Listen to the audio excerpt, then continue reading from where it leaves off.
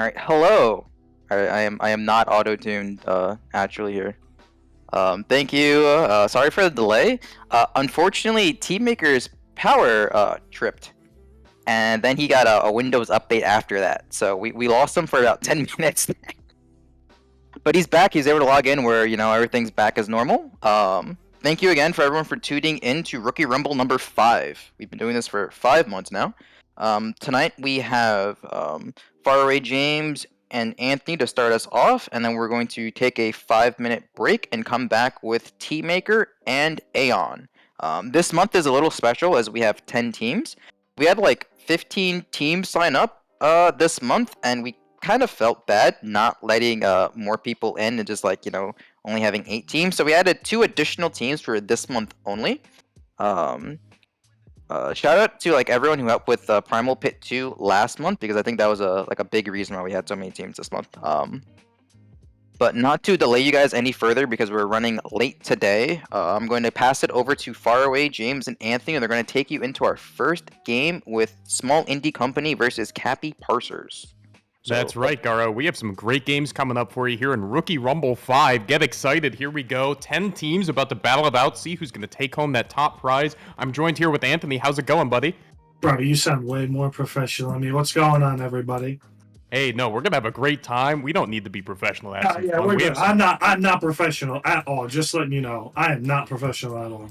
Then hell yeah, let's have some fun, because we're going to have some great games coming up here for you, and we don't want to delay it. We want to hop right in. We're going to have Small Indie Company and Cappy Parsers to kick us off, and these are some teams. Again, this event might be called the Rookie Rumble, but there is no lack of experience in this tournament. A lot of strong players. We're going to see some really fun games, and we can go ahead and get into these team rundowns and get this kicked off. You excited, Anthony?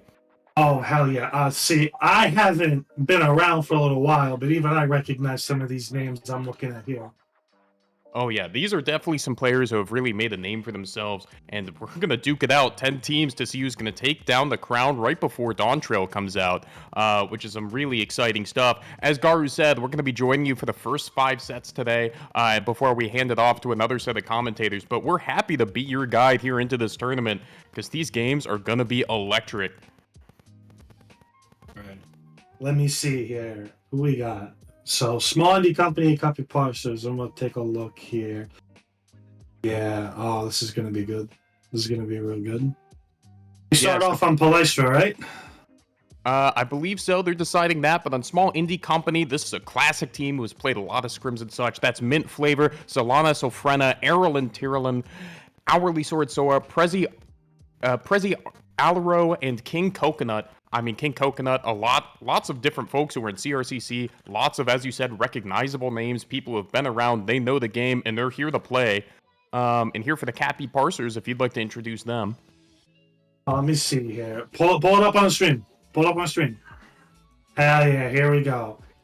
If I pronounce any of these wrong, I'm very sorry. We got Elam Silbith, Calamus Silverain. We got my boy Schmuckles McFuzzyface. I know that guy. He's kicked my ass a few times. We got Tamari Hadouken, Ayuna Quinn, and Stray Wolf, who I also recognize. That's right. I mean, both sides here, lots of strong players. We're going to have to see what comes out for them comp-wise, but this should be a great matchup to get us kicked off. I mean, what a great champagne bottle to smack on the bow of the ship as we're going to go ahead and get ready into the game. The ready check is out. Oh, I'm ready, by the way. I just didn't hit the ready check. I'm sorry. Yeah, we should be good to go here as we're going to get into our first set. All right, here we go. We're going to start loading in. We're going to get a look at these comps. I mean, I can see it on the side here, but we're not quite going to get a look yet. Just strategy-wise in the opener, I'm really curious to see which players, these opposing teams target, what classes they want to take out of the equation early. Palestra, it's a great place to start a set. You're going to see some pretty honest openers here. As we're going to get into it, Astra coming in with the standard setup, the White Mage and the Gunbreaker, 3 red for them. And Umbra, let's see, for the Cappy Parsers, we're going to see something similar. They're going to run the Paladin in the blue slot, though, which is interesting. A little smaller of a front line, but they do have the Monk, who can soak a lot of that damage. Double White Mage, of course, very popular right now, a very strong class. What do you think, Anthony? Who do you think has the edge comp-wise here as we're getting into game 1? You want to know who I think has the edge comp-wise? Cappy Parsers. Why? Because they all had the same portrait. Oh, so true. I mean, listen, this is a game about looking good and feeling good, and that portrait is how you intimidate the enemy before the game even starts. Brother, style is half the fucking battle. I Oh, promise let's you that. go. But yeah, the teams kind of generally look similar. I've not played CC in a short while, so I'm not too familiar with general LP comps. So Yeah, I'm here we go. hoping this will be a good fight. Let me see. That's a fast backflip out of Erlen, and Prezi is in DPS junction, so they're looking to hit the gas. Happy Parser's playing a little far back. They probably see this aggression. They're going to get early Crystal Prio as Umbra's moving back. Okay, there's the backflip from the other Dragoon. Damage out on the Erlen. They're going to try to burst it fast. He's staying alive. Getting a couple here's. Let's see. The counter burst is on Calamus. Cover has gone out and is going to go ahead and catch him, keep him alive. Erlen is also going to get out. Ooh, that was explosive. No one falling yet. We'll get the pot back on the other side. The Crystal kind of hanging up, mostly neutral. There's the guard of the King Coconut. Where's the next engage? Is it on the Monk? Monk's in guard. There he goes. TC's forward. They're going to go ahead and dunk King Coconut first. That's going to be the first death. Let's see. Can they find a trade? Not yet. Summoner's out of mana, kind of in the back line. Doesn't look like they're going to be able to secure the kill, though. That was explosive. Oh, Hourly Sword might be in trouble now. Oh, man. I am immediately remembering how fun this was to play, dude. Holy shit. These guys are already kicking each other's ass. There's a big spin out for the Gunbreaker. We'll use the DPS structure to pick up that kill earlier, but Erlen's going to fall next. Let's see, where are they going to look for the trade? It's going to be on the Elam, looking for Dragoon. Dragoon, he's so low. Who's going to get the last hit? Oh, my God. It will go down. He was sitting there for like 2 seconds not being touched. I was so scared. I was like, are they going to kill him?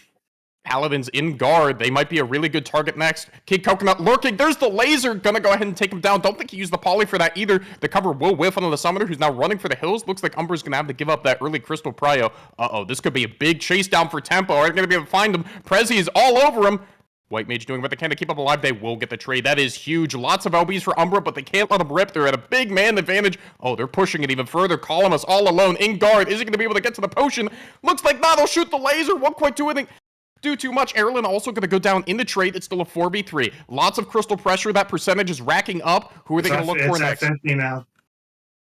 Astro's definitely got the advantage there. They got it on 50. It was kind of a good turnaround, too. They got pick for pick there, but... there's the Paladin LB. Hell yeah, brother. Paladin right into the blender. Paladin main right here. Love to see that shit. Heck yeah. So the blender will go off. Will force the Paladin LB. Crystal kind of hanging out neutrally. Hourly Sword going to go down. Looks like Astra's going to have to fall back. Erlen kind of in no man's land right now. In guard. Does he have the backflip? I do not believe so. He already used it. Wormwind's ready. Is he going to get picked? This could be a big swing. Trying to get to that potion. There's 4 people all over him. Can't get it. It's going to get swiped. He's got the White Mage with him. The White Mage is healing so much, bro.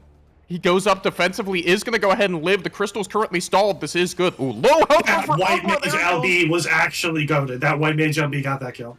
That was so good. They're not even going to let him touch the 50. They're going to swing the advantage. No LBs on the board yet, although the Meteo is going to be coming up soon. They're going to go ahead and hit Stray Wolf, and just like that, they're back in the driver's seat. Really well played from Astra there to go ahead and turn that around. Umbra is coming up with 3 really big LBs, though. They got Monk, Dragoon, and White Mage LB all on deck for this. They are, and Astra is posturing very aggressively. I really like this. They don't want to let Umbra get to turn a corner for free, especially with stuff as scary as Laser and Meteo. Looks like they're going to try to do that, just posing up around the L block. Calamus has to guard very early. They're going to go ahead and go on Monk. He still can't Meteo. He goes down. They will get the trade onto the Gunbreaker. King Coconut also taken low as they're going to try to hit Calamus next. Huge heals. The regen is working well for him as the point is currently resetting. Astra has nobody on. King Coconut alone in guard, getting focused on by the Dragoon and the Summoner. Is he going to be able to get to the potion? Probably not. Great stun lock there. Will get there. Is going to go ahead and live. Doesn't matter. Oh, dang, that's tough. Does not matter, bro. Remember, Umbra's still back. 3 huge LBs in the chamber. Astra about to get a couple up. They're going to go ahead and fall back and try to fight for the 50. They did that with only using the White Mage LB, which is a really fast LB to come up. So that was really well played. Yeah, it's almost fast. That's the word I'm looking for. Very conservative. They really want to win this next fight because they know it's very important. There's 45 seconds left. All right, there's the Meteo straight out of guard. They're going to go ahead and rip it. No one's going to go down. That's huge. Giant Dragoon OP. Erlen drops a bomb on him. That's 3 dead immediately. Oh, that's huge. They weren't able to convert off the pre-guard for the Monk. The White Mage getting run down in the back line. Dragoon, there's the Wormwind. We'll get the pot. Not too much. They leave the Crystal. They have the advantage. They don't need to touch. 27 seconds left. Umbra's gonna have to find a way back into this game. It doesn't look like the Dragoon's gonna be able to join them, though. It's just Calamus. Stray Wolf has to get up and get this OB and get on point to try to get them to reset. However, Astra's posturing so aggressively. They don't want to let anyone out. There's the Blender coming out. Gonna go ahead and stun up the Paladin, who's running backwards. Oh, it's gonna be so hard to get to the point. 5 seconds. Monk and Summoner running. They will be able to get there. Summoner's moving it. Let's see. Who do they pick? Somebody needs to stay Big laser. It's gonna hit 2. Coconut down in guard. Erlen also takes a lot of damage. King Coconut gonna rip the laser before he goes down. That's a lot of damage. Paladin on point. Yep, that's right. We'll be able to stall it out. Oh, it's big. Hold on. Umbra's putting together a comeback here. Column is stumped up. He will be able to get to speed lane. He's not going to go down. All of a sudden, it's a 4v2. They're going to be able to touch. Remember, they do have to complete the capture in order to make this comeback work. Oh, yeah, that's how it works, isn't it? They don't. It's not just tied. They actually have to it's not tied. Umbra still has to be on 17% and ticking up, pressuring Sofrena. Oh, they're very low. That Bard might not be able to make it. However, who's going to stop this capture? Hourly Sword's going to go ahead and stop the percent ticking. However, now there's a main advantage on point for Umbra. The percent's still ticking up, 63%. Huge damage on the Hourly Sword. He's going to go down. It's a 4v5, playing for their lives. Wait, there's 3 on the point. Someone has to be on now for Astra, or they will lose the game. Oh, Dragoon up! Watch out! I'm getting flashbacks. Boom! Not too much damage, though. All of a sudden, Umbra has the advantage here. Just 3 on 4. Oh, man, they're going to make it work, aren't they? LBs, but none of the LBs are up. Someone has to swap Coconut. He's doing everything he can. He's going to try to run away. He will get the potion. He's going to live. That is huge if he can make it out. Hunted by 2. Can they stabilize on the point? That is the question. Coconut will get the second potion. He lives. All of a sudden, we're back to a 5v5. It's just Gunbreaker's running in right now. The Gunbreaker has LB. This is going to be important. There it is. Might break it. The Blender's out. Oh, he pops it early. There's no one on. Wait, they come back. Hold on. Stray Wolf still living. It's a 4v5. Still 3 LBs, There's the laser. It's going to hit everybody on Umbra. Who can they kill? Stray Wolf has nothing. Pops the Sheltron. Not enough. They try to go back on Prezi. Great guard. Coconut also takes some damage. No one's on. Oh, no, bro. Oh, what a huge comeback from Umbra, though. They made it work in the overtime. It looked so tough when they were getting zoned off the crystal, but they get the picks. They make it to the point. They finish the capture. What a way to start off this tournament. Umbra successfully wise-manning the crystal. Let's go, gamers. Proud of you guys. That's true, but I really liked the strategy from Astra, right? They got the touch. Their opponent did it. They had 27 seconds left. They're like, let's push the tempo. Let's get more picks. Like, let's make this really hard. But their Summoner and Monk get there. I think that's really big to send 2, right? Because all it takes is 1 stun, and all of a sudden you're not on the crystal, right? So sending 2 targets there is smart, and then they use the Paladin OB to stabilize. So very well done there in map 1. What were your takeaways? My takeaways was that I barely understood what was going on. I'm making it really cheap. However, do love the Paladin plays. Gunbreaker also was doing a really good job. That Dragoon LB, though. Oh, that huge. Dragoon LB from... Small indie company, crazy. Also, yeah, I forget which white mage it was. One of the white mage popped off a fucking crazy LB that got like a surprise pick, caught the person completely off guard. They didn't even heal. Crazy. Just crazy stuff going on, bro. I haven't watched Crystalline Conflict in months. This is my first time watching CCLP in months, bro. And you are all giving me fucking... You're all making me sweat and I'm not even playing. Heck yeah, this is a great game. Welcome back, by the way. What an introduction to come back. I will say for Astra, even though, you know, a bit of a tough comeback, there was a lot to hang their hat on that game. They were in the driver's seat for the majority of it. They made some great plays at their 50 with that Dragoon LB. I really liked how aggressive their Gunbreaker was playing. I like how they're pushing the tempo, right? There was a lot of times where they had Crystal Prio and they would push up and aggressively take space on Palystra, right? That's so big. I think is something kind of underrated, especially outside of LP, is when you let the enemy team kind of get up to that L-shaped block for free or let them peek those corners for free. Because if you're aggressive with that space, you can start taking enemy resources before the fight even really starts. And that's important when you're like fighting into like they were... they had that fight into the laser and Meteo, and they positioned aggressively and popped the Monk, who wasn't able to use their OB, I think, for a fight or 2. So they really prioritized taking that out of the equation, which I think was really smart. Getting that pick on the Monk, like the Monk didn't even get to do anything. Monk didn't get to play. Yep. Monk might as well not have had their hand on the keyboard. And that's really, really important. Like, stuff like that is really what makes it great. Because, like, at that point, I was looking at that and I was like, oh, man, they've got this in the driver's seat, bro. Like Mhm. they like and last second they were able to get on the point, and I was like, oh man, how are they gonna make this comeback? And it's like, oh well, they made the comeback. All right, and You here know, we go. We're gonna load into the next map. It's gonna be C9, the pick from a small indie company, which I think makes a lot of sense.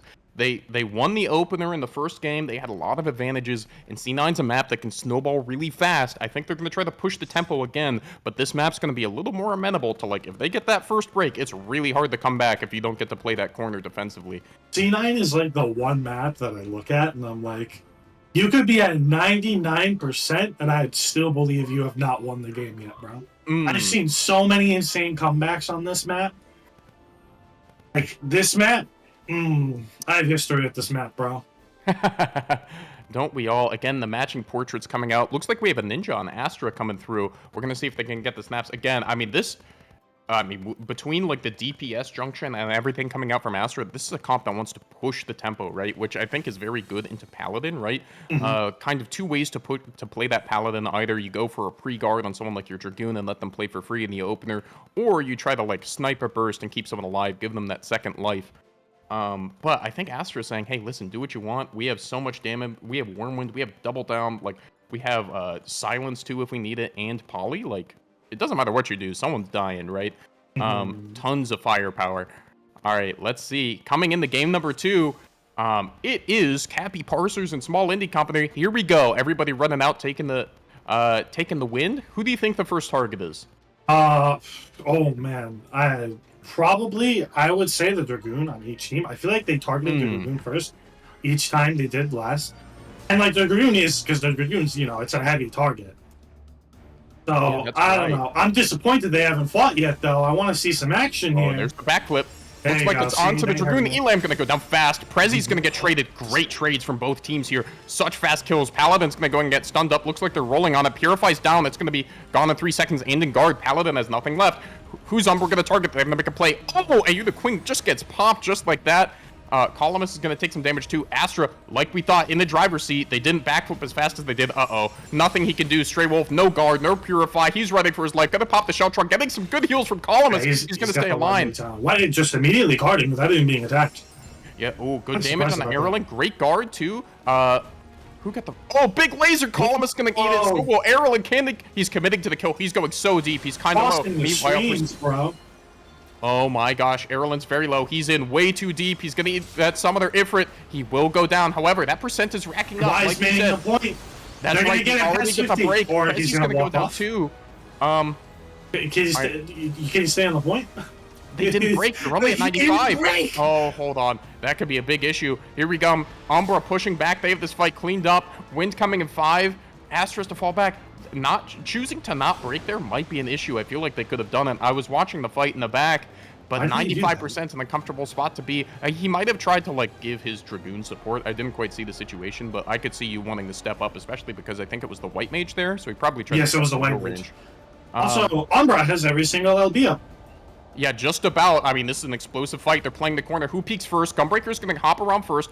Great guard for the Paladin. Gunbreaker guards next. There's the backflip. Here comes the damage. Who's the target? Every Pre-cover single into LB Hollow's used ground. That's huge. immediately. Aerolyn won't get to LB. So much damage. Summoner LB hits everybody. Everybody's half guard. Astra hasn't been able to touch their LB buttons. Are they just going to give this up, or are they going to try to fight it? No. Oh, Umbra looks so healthy. Prezi's just Umbra getting still mobbed has in the their back. LB. Look at all those LBs. They can't push any buttons right now. Monk's taking a little bit of damage next. Half MP gonna go. Oh wait, hourly. Oh, no. Gosh, there Oh, they no, go. no. Laser's gonna hit 3. Can they get the follow up onto Elam? They might be able to guard and purify out. Dragoon up. Just gonna go ahead and sit on it. Cover won't save you here. Oh, hit mostly the Paladin. Wait, the cover secondarily. He's gonna live. Great I'm actually play. shocked Interesting. they didn't use defensive LB for the Dragoon, but I guess they have a lot of trust in their Paladin. Damn. Well, I think he tried to hedge his bets to mostly hit the Paladin with that LB and to kill the Dragoon. But the Dragoon lived, gives them that cover for free and the guard afterwards. However, this isn't a done deal yet. Lots of LBs for Astra. Finally, the Blender's going to go ahead and get used. Looks like Columnus is going to be able to make it out alive. He has laser, so watch for that in the next fight.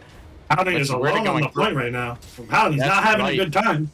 A good collapse from them. Just look point as other members of Umbra had to go reset. Oh, giant laser. That's a great trade on the hourly. That snap could be really useful in turning the tides here. Let's see, most folks just rolling. Who's gonna be the next target? Monk's gonna go ahead and pre-guard. Turbulence and the Monk will not have guard both, for this. Both teams have burst. Who's the target? It's gonna go ahead and be Gunbreaker. Poly, Wormwind gone. They will trade it back out though. Let's see, Hourly Sword almost back. There's the Summoner LB. Not going to do too much. Everybody's going to be careful of the wind. It's coming up in 3. Who has guard? Who doesn't? Wait, Erlen takes a lot of damage. He will guard. Couple folks go up in the back line. I don't think Astra can reach them, though. How's Erlen getting out? 2 folks on each team went up, actually. So it's kind of even. Oh, it's huge. Oh, great snap. He saves his own Dragoon. We'll get the snap. Doesn't look. Wait, a laser. Is there another target? Can he get there? He will. Holy shit. Hourly Sword Soar is rolling. Paladin forced to LB. Kind of alone on point. This might be a reset. Wait. I mean, that Paladin LB might end up being a liability. He's trying to die on point, but he can't die. Yeah, no, I think he tried to use it to save the Dragoon, I think it was. And it did it too late. Unfortunately, that was a wasted LB. Well, I mean, that's a big resource. They're not going to have fighting on their 50. Remember, it might look like a big lead. They only need 5% on that point to break, and then they're pushing for the win. Mm-hmm. Not to mention, they have some strong LBs. We've seen what Erlen can do with Dragoon LB last game. However, Columnist does have that long-range engage off the laser. That's what Astra has to be thinking about rounding this corner. Where is the White Mage and who's getting shot? Here we come. They're going to give up the break. 10 seconds left. Here we go. Damage coming in. Laser's going to go down on Erlen. They're going to try to pop him. He will go up. He doesn't get ghosted. He will live. Who's he going to fall on? Couple folks in guard. Doesn't look like too many people take damage. It is a 4-on-5. This is it. This is the last fight. Down. They have to be on. This is so dangerous for Umbra. They could lose so quickly. That's a huge cleave. Columnist also takes a lot of damage there. Oh, no. They're going to have to start cycling here. Summoner runs. He's going to try to jump in once Columnist has to leave. Columnist going to rotate out. They're going to go ahead and stick him. Tamari is on. Oh, that's so much damage. Lots of cleave. Dragoon up. Tries to stall. We'll hit Hourly. I'm not sure it's going to matter. He has to guard next. Does he still have Roar? Who's coming in? Who's coming in? Who can swap? There's the Roar. Now, Okay, there it is. Paladin covers him immediately. No LB on this Paladin, though. He already used it. Yeah, he covers immediately. He doesn't even go for the pop. He looks like he goes for damage. Oh, no. Oh, sorry, I was looking at the wrong Dragoon. Lots of cleave. Monk's going to be going down next. Couldn't use too much of their MP there. Astra doing a good job of cleaning this up. There's the poly. Oh, the snap is going to whiff. Yeah, missed the ninja. Wait. Huge summoner LB. So many people low. Coconut low. In guard. On point. That's not where you want to be as a white mage with laser. They will clean up the Dragoon with it, though. Now it's just summoner. Let's see. Where's the swap? Columnist going to come in next. There he is. They will follow up on the summoner.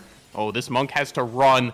This monk doesn't have too much time. Okay, Stray Wolf is there. He will be able to save. Wait! Oh, no! Swap just a little early. Not able to get to the point in time. That's Stray Wolf is unfortunate. literally sitting on the point right now. He's literally sitting on the point. Oh, you hate to see it. Just a little early in the swap. They had the strategy. The Pally was in position to extend that game. Not quite able to make it, though. These are 2 games that have been decided by, like, the smallest of margins. These games have been so close. Coming down to overtime, coming down to point swaps, right? Big comeback swinging both ways. Astra able to get it done there. And I believe we have ourselves a Game 3 situation. Oh, yeah, I was going to ask. Is it best of 3 or best of 5? I didn't know that, actually. These are best of 3, so we're coming down to the wire here in set 1. We have some bangers coming. Looks like the map's going to be volcanic. What do you think of that pick? Like, kind of the polar opposite of C9. Who do you think that benefits? Oh man, I could not give you my professional opinion on that because I am not particularly that professional in that regard. All I know is that Volcano is just Mario Party the map.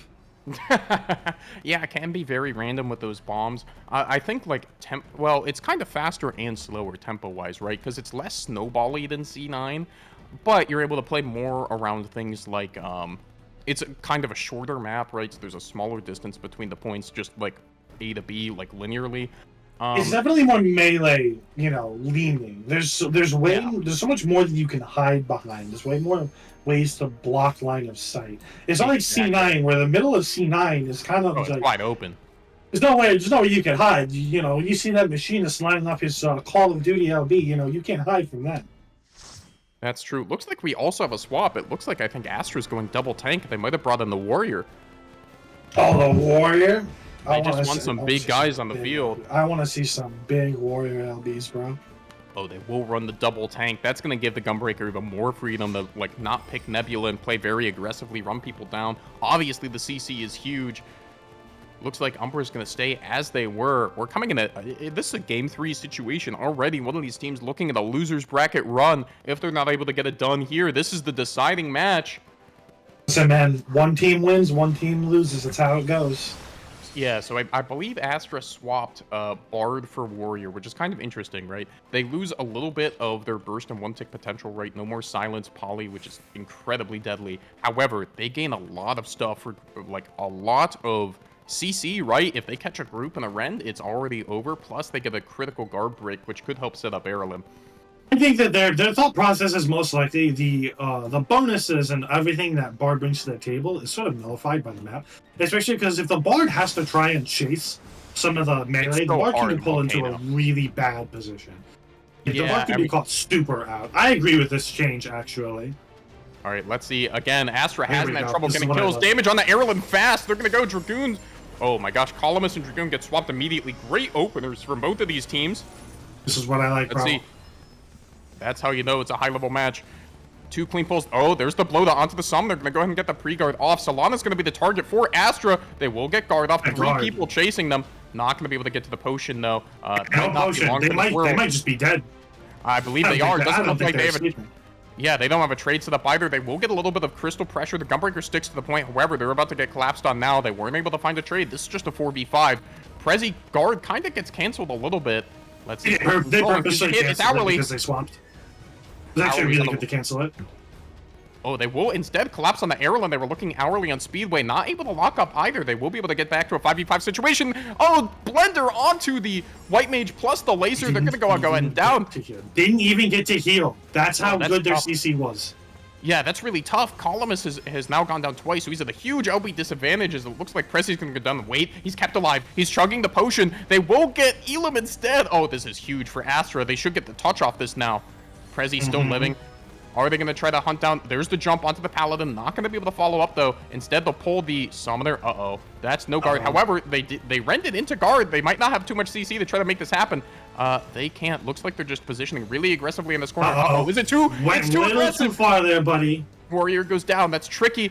The Paladin looks good. However, he did just pop. Sheltron going to go ahead and live. Looks like they're going to aim Summoner instead. No guard, as we saw earlier. Big laser. It's going to hit a couple columns. Finally lets that one rip. Erlen going to run down on the back. Looks like the Crystal's pushing back. He is going to live. Yep, we'll get the potion. Back on point, though. Prezi kind of alone. No guard. No Nebula. Does have DPS junction. He will try to get to the speed lane. Stunned up. Hit. Half health. He will try to get to the potion. He's going to live. Gunbreaker's so annoying, even without Nebula. Is he going to be able to make it? I don't think he lives, but he was certainly distracting them for long enough. Well, distracting them, however, that crystal kept moving. Umbra did well to keep the focus there. Astra, 5 LBs, can't push any, still a 4v5. Let's see, Airlin's going to backflip. Let's see, who are they hitting? Oh, Sill's going to go down. Great Paladin LB, going to keep people alive. There's the coconut laser, too, but it's not going to do too much. It's a 5v4 situation. They get the counter touch, and they're going to a lot of percent here. The bomb's kind of trolling, can't rack up too much. The Mario Party over here. There's the Blender, wait. Go ahead. Astra is kind of stabilized a little bit. They get the trade on the Elam. It's a 4v4. They didn't get the capture. This isn't too bad for Astra yet. They've kind of stabilized, had the cash and a lot of chips to do it. The Monk's going to go ahead and die on point. Wait, they tried to re-engage. Here's the laser. Ooh, that was a good re-engage. That was. Oh, no, Mario very quickly. Oh, no. Coconut dies to the bomb. Great stun from the Summoner there. Yo, Mario Party, let's go. Good job by Astra abusing that. It is, but you have to be careful here. They have big LBs coming back. So, oh, wait, there's the Scream. What's the setup? Oh, that's huge. Wait, they still have Dragoon and they still have Monk. There's the Dragoon in the air. Who's he looking? Prezi already in guard. Not going to be able to find too much. Wait, the Meteor is the next big button for Umbra. Who's it going to go on? I don't know. No guard on the Dragoon. Prezi tries to blend on the guard. They're going to go ahead and trade tank for tank. That's not too bad. Damage onto... they do get the Meteo off. Going to take a lot of damage in guard. Might not be able to live this. Does he have a TC target to get out? Meanwhile, Erlen just goes down quick. Monk's going to live. Hold on. This is big for Umbra. 2v4. Looks like they should be able to finish the cap here. Hourly Sword is going to try to run. We'll have guard. I don't think he has TP anymore. We'll have to see. Trying to LOS people in that little nook in the corner. There he is. He will TP the safety. Oh no, Prezi kind of all alone here. He does have Nebula. It's ticking up. He should be able to get out. So they have He did have to waste guard, though. He did have to waste guard. Sill's back up. Wait, they try to stop the capture. 90%. There's the laser. Goes in the guard. Counter laser straight onto the white mage. It's huge. Finds the angle. Oh. Meanwhile, the Dragoon LB is massive. So much damage. Solana is back in time for the fight. They gotta start converting some kills here, though. Paladin almost has LB. That's gonna win this fight. If Paladin gets LB up, he wins this fight. That's straight up. I mean, the Dragoon LB was huge, but they weren't able to capitalize. Just turned into some LB damage instead of health bar damage. Bombs kind of trolling. Oh gosh, they're able to keep it off, but for how long? Hourly Sword is gonna have the jump stuck in. He can't get stunned here. All right, he will make it. Won't get hit by the bomb. However, Umbra, big advantage coming into overtime. Now, this is still a tie game. Wait. Hold on, they find another kill. It's a 3v5. Astra really on the back foot here. They need to find a way to stabilize. Coconut taking a lot of damage on the point. Hourly won't get the kill train started. Here's the snap. Do they have another target? Looks like not. Coconut's gonna make that too. Hourly's gonna make it out. Wait, the tanks are back. Hold on, this is their chance to stabilize. They have to find another kill here. There's the blend on point. Gonna hit a couple. No one's quite gonna get locked down. Prezi in trouble though. Will pop the Nebula. Gotta chug these potions at the guard. Let's see. Will the heals be there? Will Umbra go for them? Looks like they do. There's the laser. Nice beam. No much more. All right, it's a 4v5 again for Astra. Can they find a counter kill? Scream's going to come out. Columnus gets hit up. He will purify. He will get to the potion. Very well played from Columnus. Will keep the mana advantage here. Is going to be able to get out. Dragoon up in the air. Be careful, Astra. Watch out. Death from above. 2 go down. Coconut goes down in guard. It's a 2v5 on the point. Umbra looking to clean this one up. Oh, no. But we've seen this before. Oh. That unfortunately, Sill's going to go down. Gunbreaker's back. He can stall, has Nebula, but he's going to have to stall for a long while.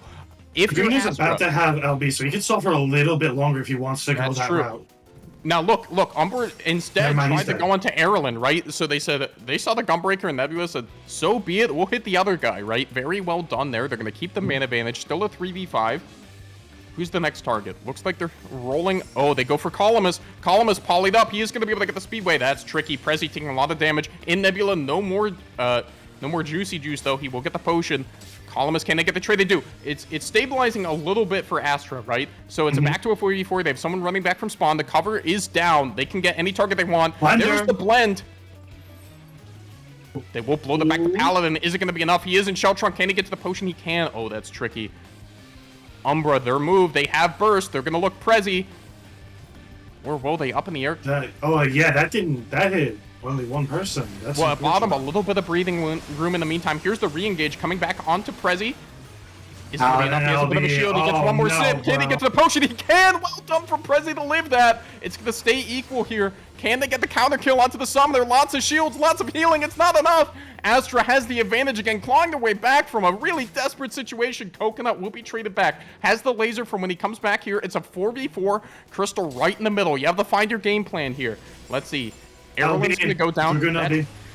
That's tough. That's a lot of damage off the table. Astra might not have enough to kill. Prezi still in tank junction. How are they going to find the burst here, especially through a Paladin? That could be hard. They might have to just go back to stalling. Hourly Sword probably can teleport out here. Yes, do watch for this Meteo. It's how Umbra wins. It's going to go off on Sill immediately. Oh, there's the damage. It's going to follow it up. Wow. Here's around the corner. That's a tough conversion. That was crazy.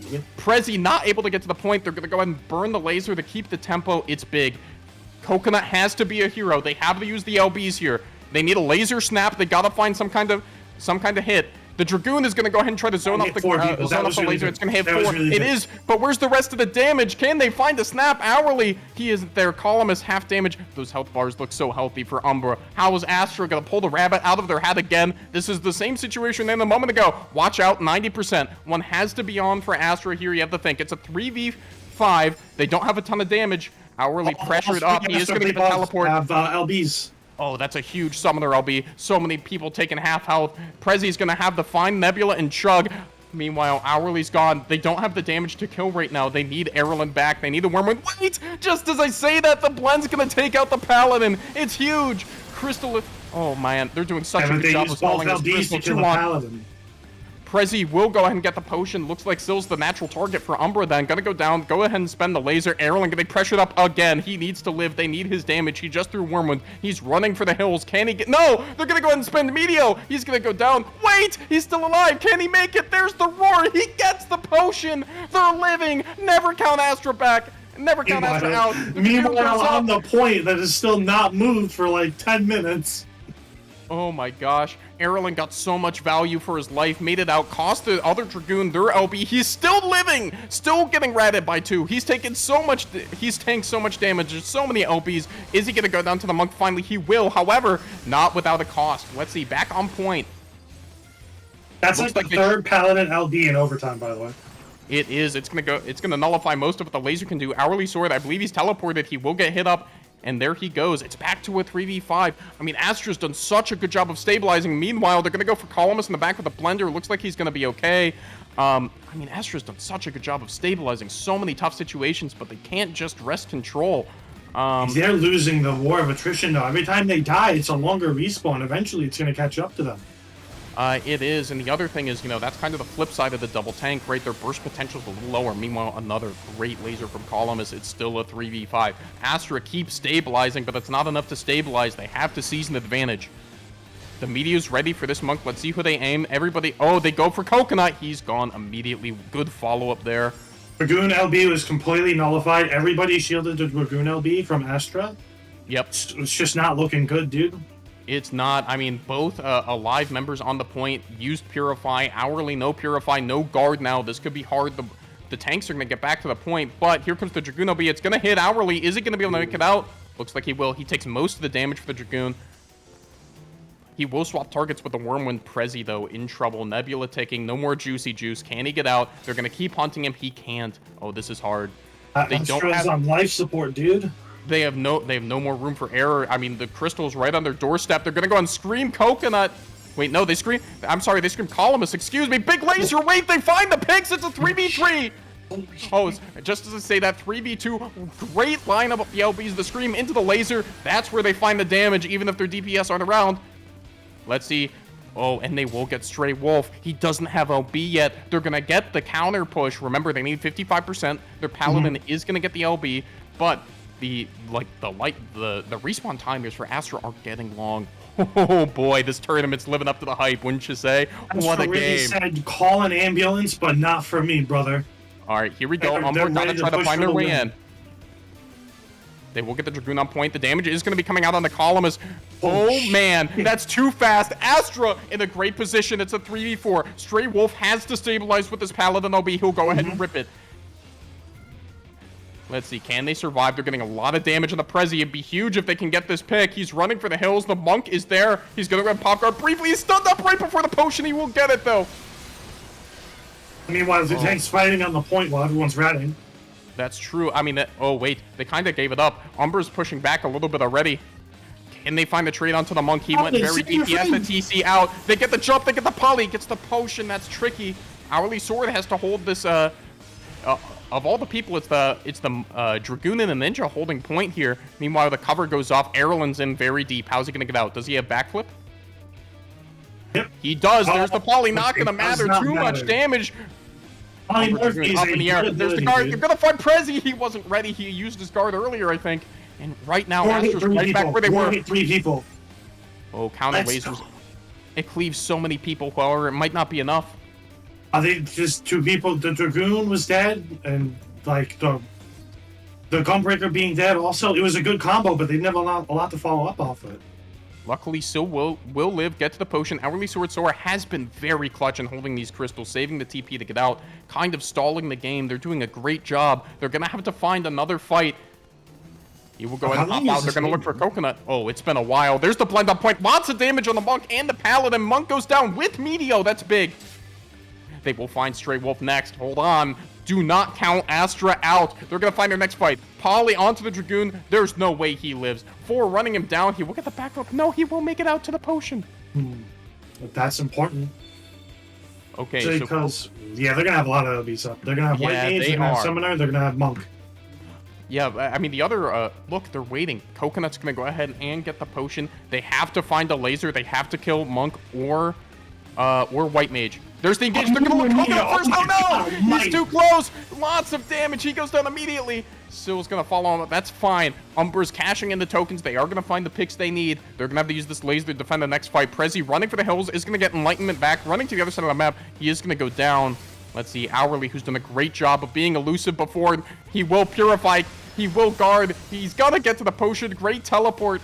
He can live here. This can be big. They will have their monk to hold the point. The crystal's getting very close. They only need 10%. It's down to Erlen. He's there. Is he going to stall with the OB? He's in guard first. He's gonna have to stall the with Dragoon LB. goes up. He counter goes up. Well done. Very Can smart, they find very another smart. stabilization? Great laser. They find the Paladin. Good combo. Coconut goes down for it, though. It's a 3v4. Paladin down with LB. They can't stall too much longer. Prezi has LB too. Where's the blend going? Lots of damage and Columnus. They're going to find him in guard. There's the stun. There's the double down. Meanwhile, Sofrena taking a beating in the back. Not going to be able to get out. This monk hunting them. They try to purify. It's not going to be enough. It's a 3v3 game hanging in the balance. This is game 3. What a banger. Damage on the Dragoon.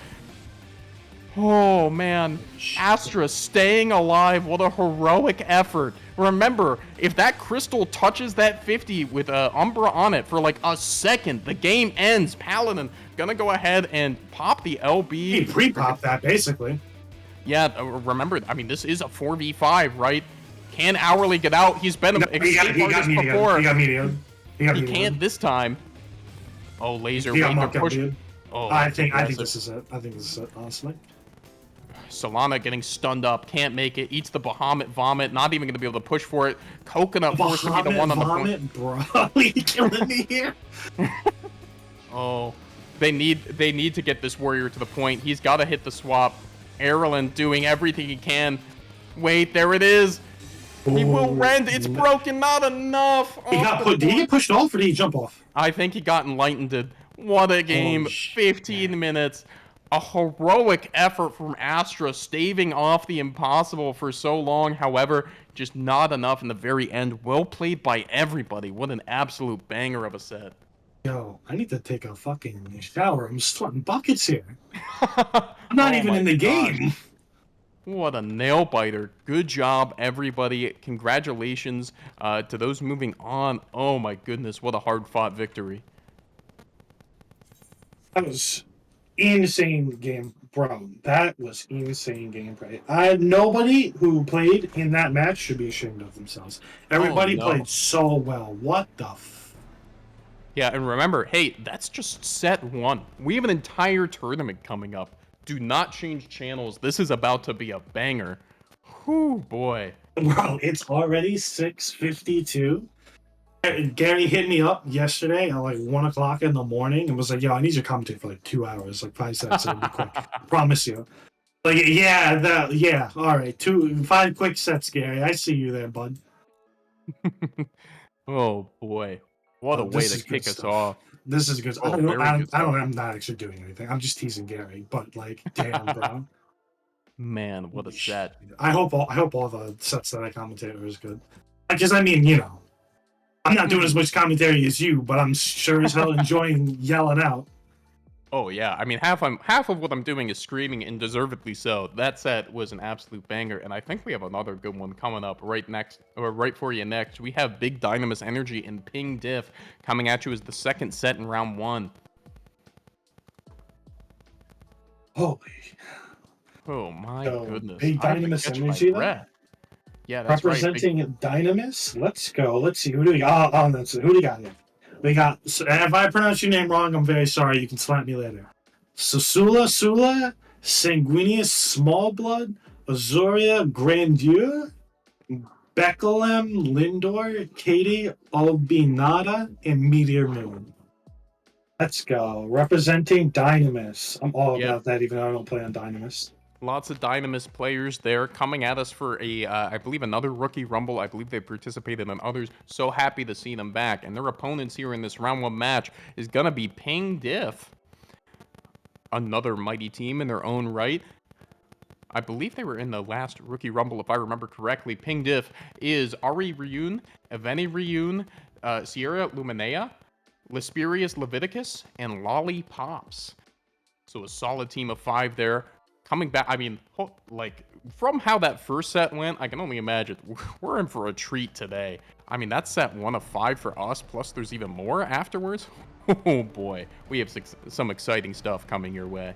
Yo, my man, before we continue, I gotta say, your mic's doing a little weird thing. It's doing, you know that like the weird thing mics do? They do like the weird, like very distant popping noises. Oh, Is that sorry, like the mic? I'll see what You I can might, do about that. yeah, you might just unplug it, replug it. Maybe it'll fix it.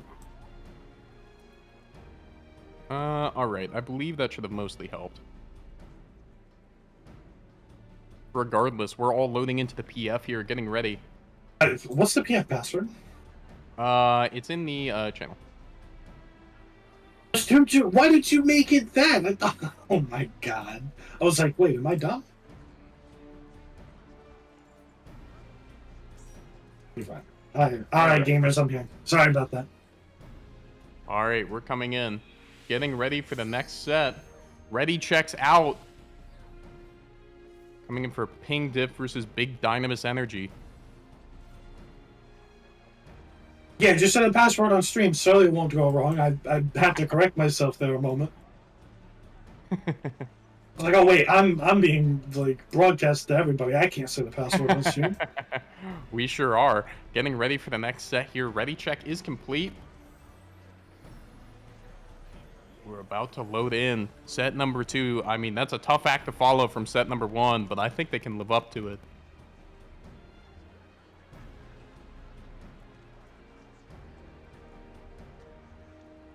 Oh, man. I didn't anticipate to be this out of breath this early. Gosh, what a great way to kick us off here. Yeah, I am. Oh my god, bro. I'm kind of all about this. You guys are reminding me why I love this game so much. Oh, it's an easy game to love as we're going to go ahead and get loading into Palystra here for the first game of our second set today here at Rookie Rumble 5. Gary was really out here like yesterday at 1 o'clock. I was like, I'm ready to go to sleep. Roll over, I check my phone. Gary sent me a DM like, yo, you up? I need you to commentate tomorrow. I'm like, you know what? I'll give that shit a go. Why not? Heck yeah, he showed the back signal. You answered the call. Here we go. Coming into game number 1. Looks like we have a triple healer setup coming in. I'll have to wait for a second. Triple healer. That's right, a little more traditional for Umbra, but they will run the Paladin with the White Mage. I mean, this is going to be interesting. A comp like Astra's running can be kind of tricky to play into, right? They have the Scholar, they have Frazzle, right? Like, they have the Sage, there's Dots, there's anti-heals. That can be really frustrating, especially if you're not able to line up the burst. And Umbra's comp isn't necessarily built to just try to... I mean, obviously it can one-tick people, right? But this is a comp that's bringing a little bit more heft, right? They're bringing a little bit more survivability with both the White Mage and the Paladin. Sometimes Reaper's damage can take a little bit to get going, to build up those stacks, right? To get that LB. But a lot of this is going to be on Lollipops, I think, to find the kills, right? They are the biggest damage source on their team. They got to find those enhanced drills to start getting these picks. They better have to watch in their Call of Duty MLG streams, man. I want to see some good snipes. That's also, right, shout out to Red Mage. I got top 100 at Red Mage. Shout out to you, sir. A very fun class, but the longer these fights go, the more it favors Astra, right? Because you're going to get more ticks of the dots. You're going to get less efficient healing off of Umbra, right? So they got to be crispy with their burst and target selection. Both teams feeling each other out already. Here we go. There's the Confetti or onto the Red Mage. They know he's the one red. Good pre-guard from the Reaper on the Bloda. All right, where's the damage going? Both teams starting to unload. Looks like it's going to be Sanguinus and the Warrior. Warrior taking a lot of damage. No more guard. Oh, both tanks get cleaved. That's a lot of damage. Levitic is also in trouble here. Oh, the health bars are so healthy for Astra. Looks like Umbra might already have to start running for the hills. Lisperius will be given the potion. Will get out. But again, good advantage for Astra. They will find their pick first. They're going to stick to Leviticus. They will find it. Great rend. There's the second kill. I don't know what's going on, bro. I don't know what happened. That was a whole lot of confusion for me. But Astra is kicking ass right now. Yeah, they're just executing their game plan, right? They're able to set the timer, right? They're able to... Oh, there's the laser. Great laser for Tempo. Is going to find it.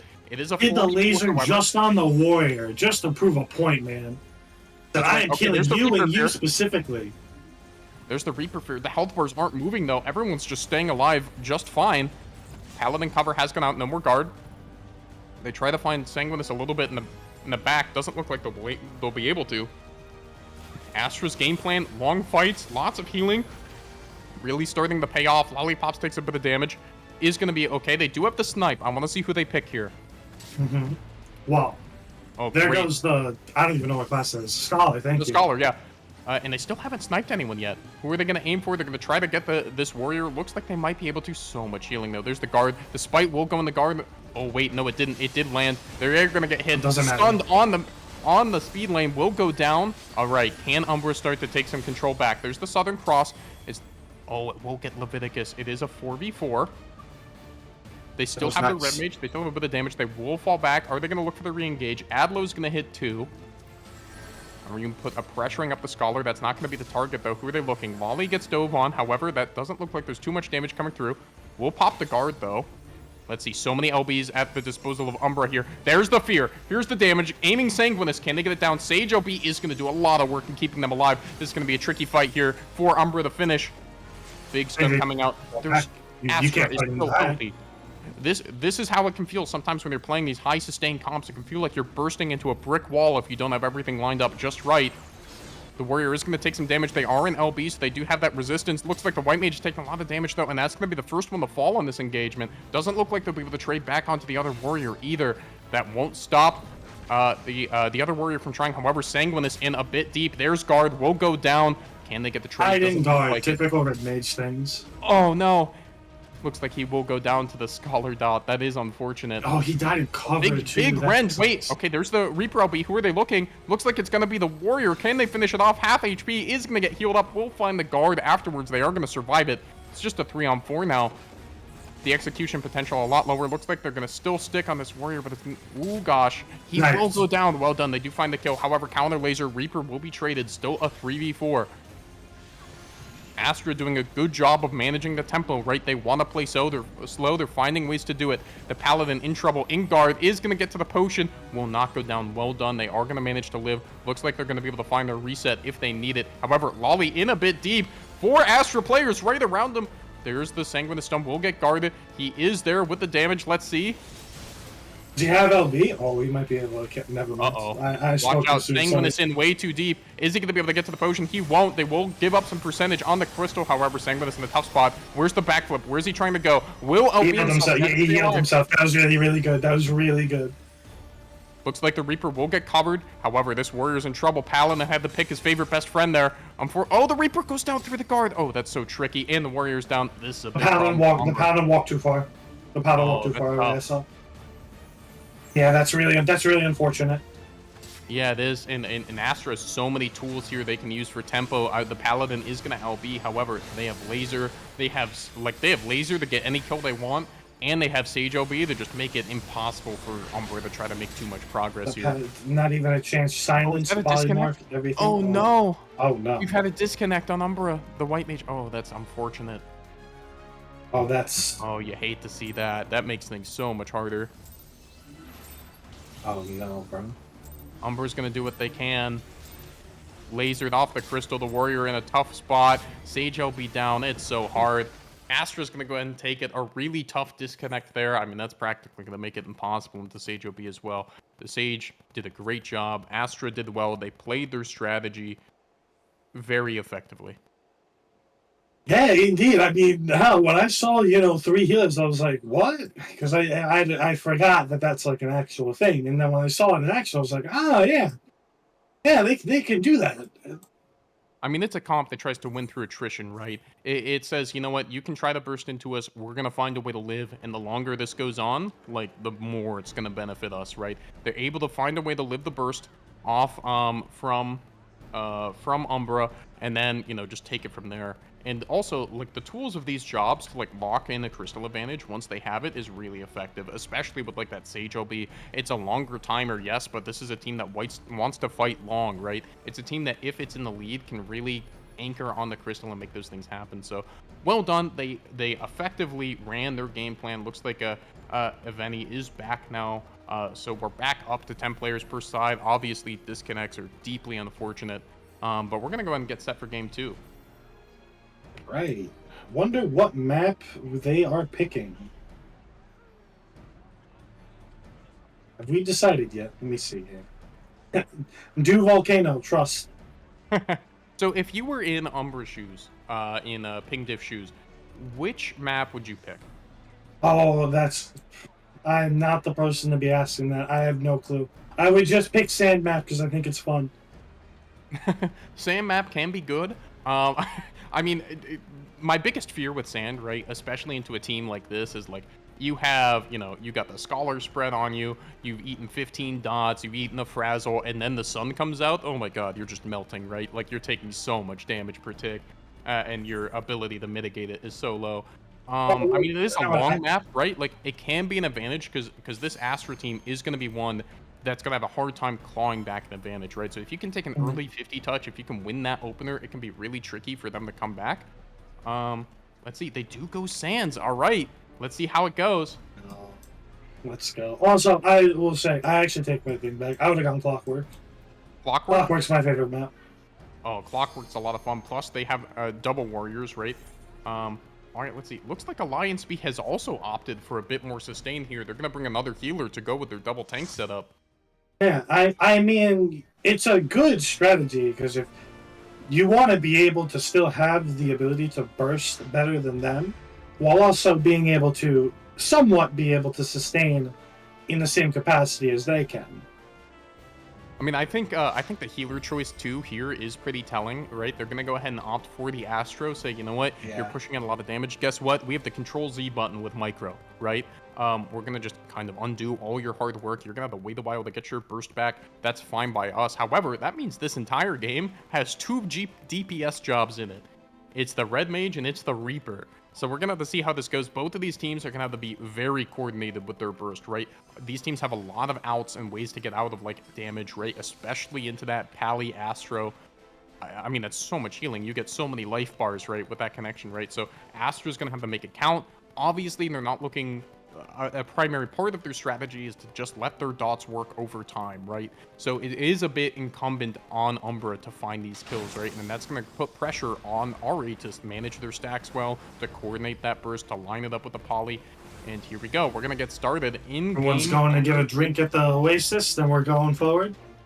I've been watching the Red Mage's career with great interest. I want to see what he does in this game. Being one of only 2 DPS. You too, Reaper. Okay, the Reaper's going to go in fast, eat the silence, has Arcane Crest out. We'll get the touch and come back. That's not too many resources used. Let's see. Guard is out from Sanguinus. Is he going to be the pick? Big stun onto the Paladin. Very calm so far. They are going to look.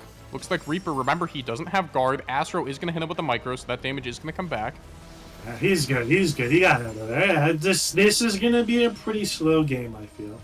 Well, I think that just makes, the target selection really interesting. There's the Reaper Fear. Lots of damage. Great lead from Umbra. Really well done. They have to convert to a kill, though. Damage is great, but they have healing. They have to find somebody. White Mage so low, they will finally get him. Looks like the Reaper is going to live on Umbra. Oh, a big laser. They're going to push it for tempo. Again, they got to find a kill. They've done so much damage, but it's got to amount to something.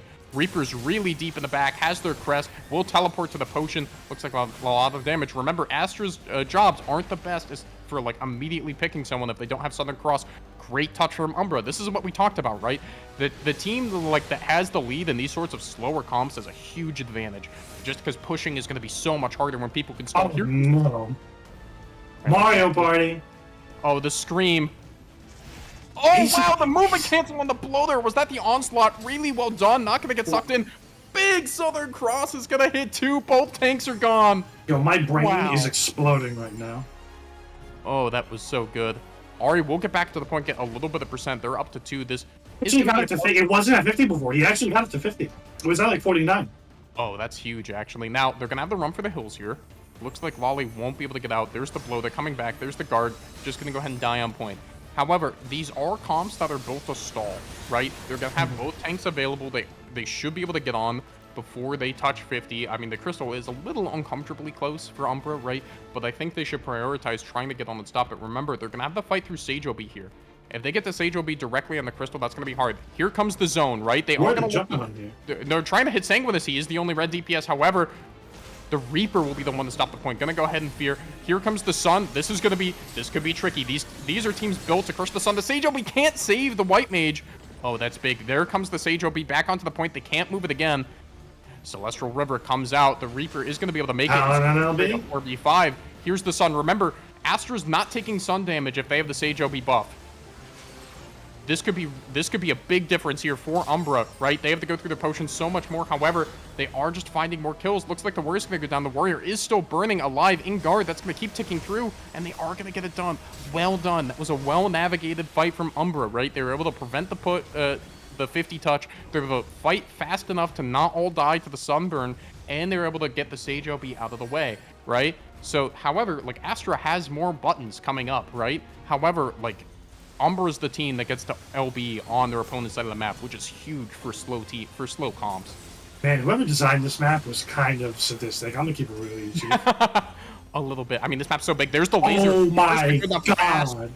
Oh, big laser and Southern Cross. They're going to go ahead and take out 2. This fight, oh, they will burn the Reaper. The Reaper's going to go down. Big shields coming in from Astra. This fight's lost. Both of them running for the hill. Lollipops having flashbacks to last time, getting bloated back into the point. They will go ahead and make it out.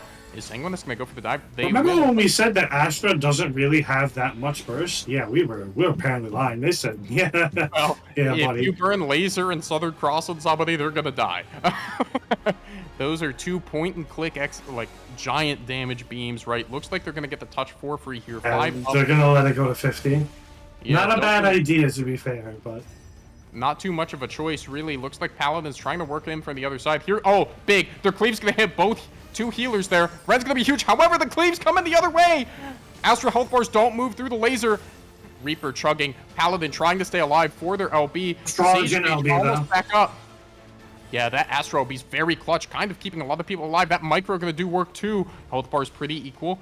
There comes the Sage Cage. They also have laser. Who are going to pick? They're trying to hit the Sage. The Sage is so low. Yes, Paladin LB. Out. Well done. They're keeping them off the crystal. Still have percent advantage here. Ooh, oh my god, we're going to overtime? I did not realize we had been 5 minutes in.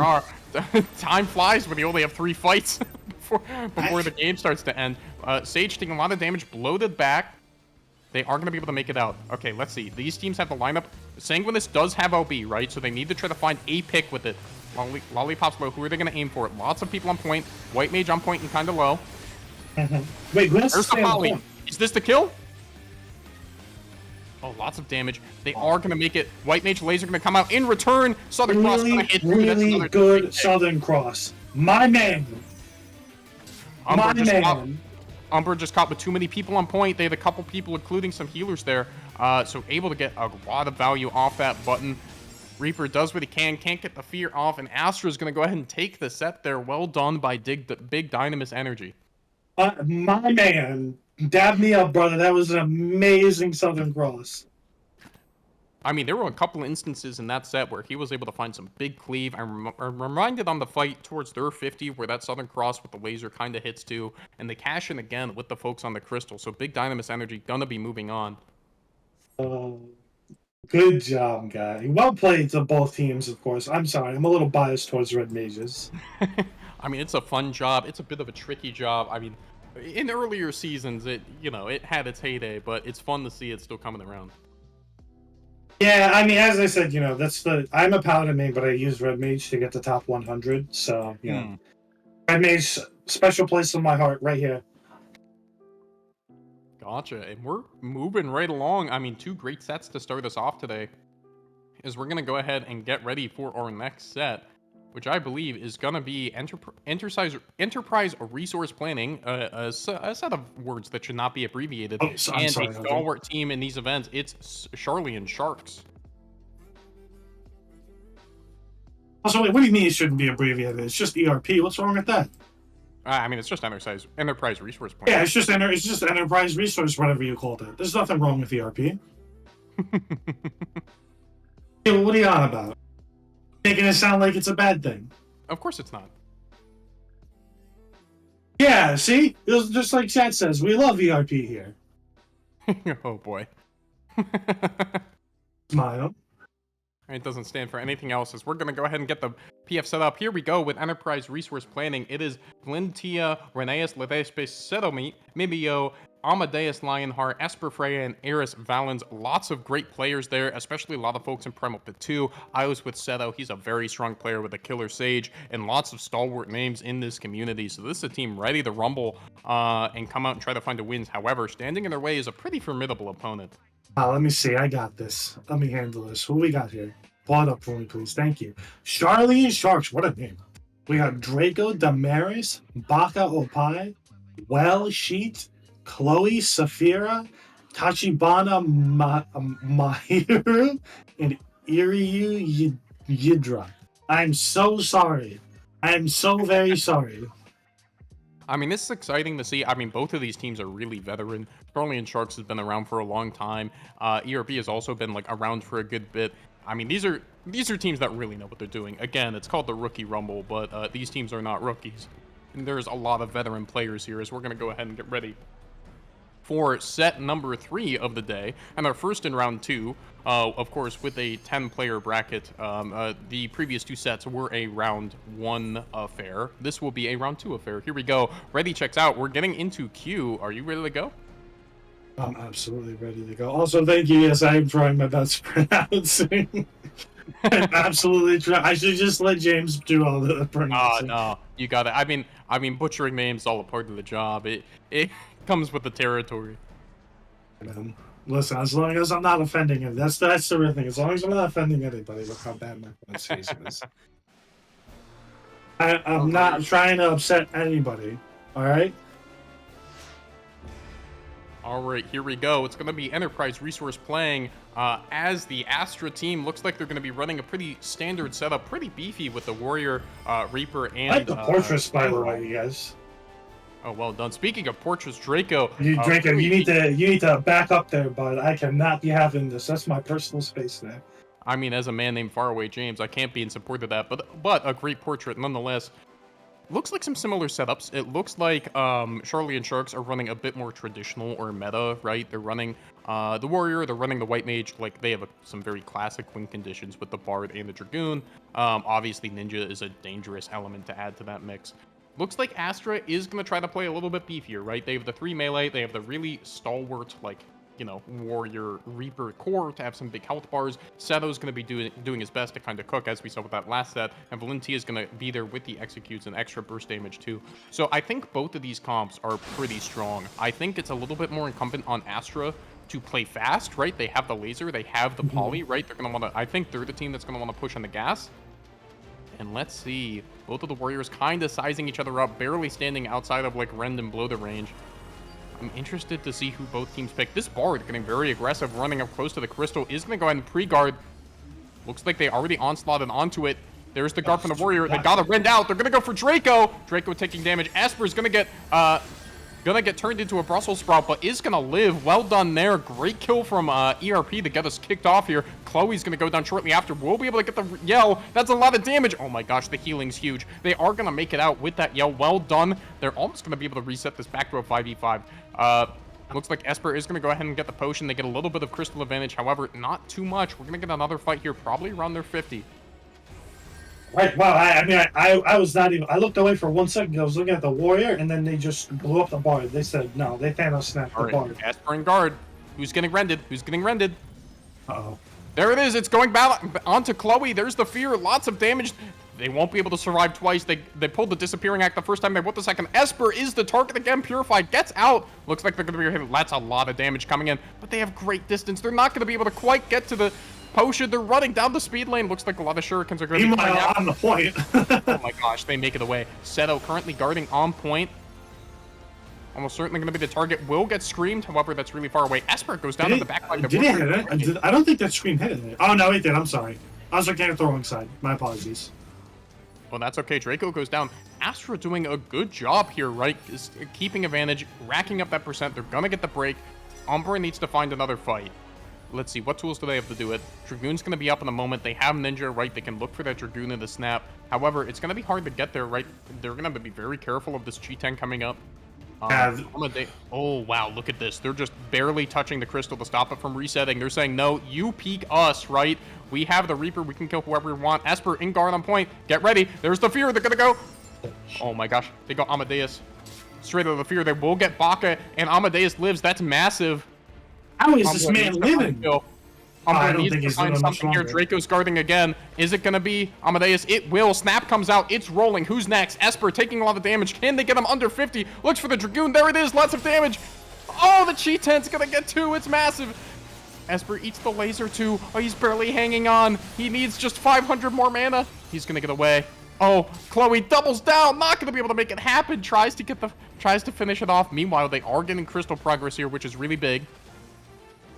Oh, well, she well behind enemy lines. They're gonna have little too far from Umbra. They gotta regroup now, but it's honestly they got 2 minutes. They have 2 minutes, and they have the Bard battery, right? They go ahead and pop that OB. They're gonna try to get this laser fast, see if they can get it here way faster, like in time for the next fight. Amadeus also gonna go ahead and get the touch with Plentiful, start those, get that timer moving. We see.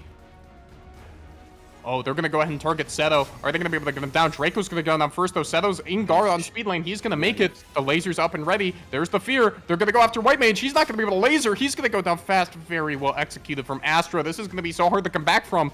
They don't have too many buttons to rely on. They have 3 DPS alive. They're going to try to kill Seto. Oh, they were so close. Robbed to the last second. It's down to Chloe and Welsheed. They're moving the crystal so close to the end. I don't know if there's too much they can do. Listen, it's not over until it's over, but it's looking pretty over. All right, they're gonna have to start the rotations here. The ninja Oh, jumps that's up not for a good. great roar onto the warrior. Not gonna be able to anchor the point. Someone has to come on. It's gonna be Chloe. Good yell. Well, she dragged back on. He's the target.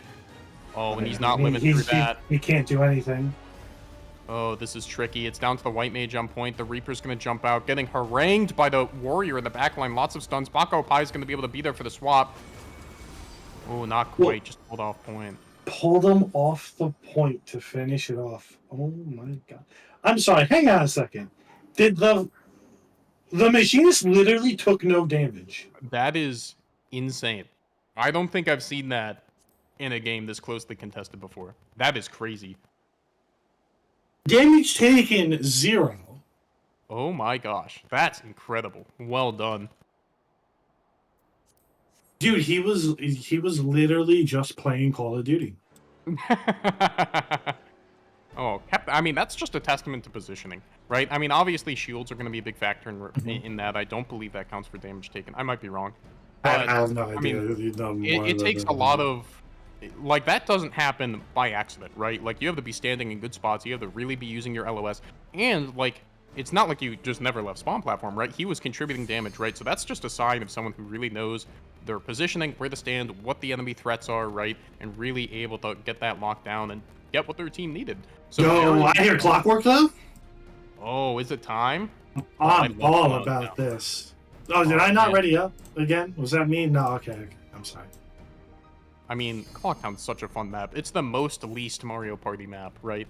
It feels super random, but it's all completely predictable. So lots of skill expression here, especially with the mats. I mean, both teams running the warrior, so this will be fun to watch.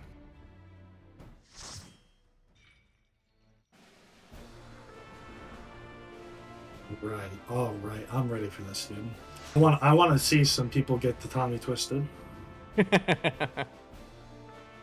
Here we go. I believe both teams are sticking with the comps here. I'm a little surprised by that, actually. I feel like it was kind of a comp difference. I'm kind of shocked. Yeah. I'm like, I mean, I'm not professional, of course, but I think maybe I might have swapped out. So as Draco, I would have gone like Paladin if you can go Paladin. There, I'd maybe be a little bit more defensive because it sort of felt like Astra's biggest thing was that they were able to really get those picks off. And I think that maybe if you were able to prevent, like especially those early ones that they got off, you might have been able to beat them in a more sustained fight. But again, I don't actually know as much as many of these players. I have not played in a while, so you don't take what I say as gospel. You just take it as an opinion, in which I can be wrong. I think like Astra was playing right because we saw both warriors kind of get into the pre-guard mini game of go in pre-guard and then you got to rend out and that's your target. I think Astra was playing that really effectively. I think Umbra with a comp like this does definitely need some initiation. Otherwise, like first stun is Ninja, let's see. There's Draco in the pre-guard. They gotta pick a target. Who are they going? Oh, he's gonna hit a couple on Matt. That's a lot of damage on Umbra already. Oh, lots of people twisted. Baka's gonna get the double twist. That's tragic. And Chloe. Oh, that's not good. Umbra's got to run for the hills. Well, she's already getting out of there. Draco taking a lot of damage, trying to cheese some folks on Matt. He will be able to get to the potion, but he's got to find his way home. He's a bit lost. He's stuck behind enemy lines. Let's see. The white mage is gonna come through, try to heal him, keep him alive. He's in guard, half HP. Reaper LB. He's dead. No. Yeah, he got Reaper LB. He was dead. And that's a huge stagger. They're already getting the touch. No one else is there and ready to peek. Ooh. What a start to a match, bro. That's why I love Clockwork. Hey, you wanted to see people get to Tommy Twisted. You sure saw it, all right. I sure did. One of them phased through my camera because I was looking above them. Sent to the stars. Let's see. Umbra does have laser, right? So they're gonna have to try to play this corner, find the fight correctly. Oh no, they're already found. Couldn't get the guard out. That was their main initiation. Lots of damage on the Seto, but we've seen him pull a rabbit out of his hat before. Chloe's gonna also hit the roar. Where's the damage going? Who's gonna be the target? Seto will get to the potion. That's tricky. Meanwhile, Astra pushing away. Every second that goes by uncontested, they're just getting further and further. Oh, Draco's pop will get the guard. Oh no, he just gets Reaper feared. That's huge. Who's gonna anchor the point for Umbra? Esper's pushing alone. Wait, can Baka get back? Running. Okay, they will. Oh no, the scream hits both on the point. Screamed. It hit both. Baka's in trouble. There's the Celestial River. Oh man, they can't even kill anyone. That's so much damage mitigated. Look away, fellas. Oh, the Dragoon LB is gonna come out. Anyone It's a 4v5. This is Chloe hard. got hit. Oh no. Are they gonna let it rip? Mini Dragoon. Oh, there it is. It's 2. Well done from Charlie and Sharks. They're gonna go, Enterprise Resource Planning. They are gonna move on. Well executed from them. That second game, clinical. Bro, that's the power of ERP, dude. I'm telling you. The power of ERP, huh? Yeah, dude. Why are you laughing? What's funny? I don't know. I really don't know. I mean, it just feels so corporate, Enterprise Resource Planning. Today's a weekend. I don't want to be at work. Man, take this seriously. Come on. Can't believe. Anyway, good matches. That was, I believe, that was our quickest one so far. But it's still well fought, Yeah, I mean, it's just a tricky spot to be in, right? Like, if you lose that opener in Clocktown, they get good crystal pressure, and then you have another pick to stagger. If you can't play that corner effectively, especially when their main ticket into the fight was that laser, it gets really hard to defend. I think that just points to how well it was executed by ERP and able to get those fights in those positions to be able to capitalize so handedly. We will see more of Charlie and Sharks. They are going to go ahead and hop down to our lower bracket. So we have not seen the last of them. That is a strong and veteran team. So don't be surprised if they go on a little bit of a run. But now we're going to go ahead and get ready for our next match, which is pretty exciting. I believe this should be Valiance versus Latinx Kings.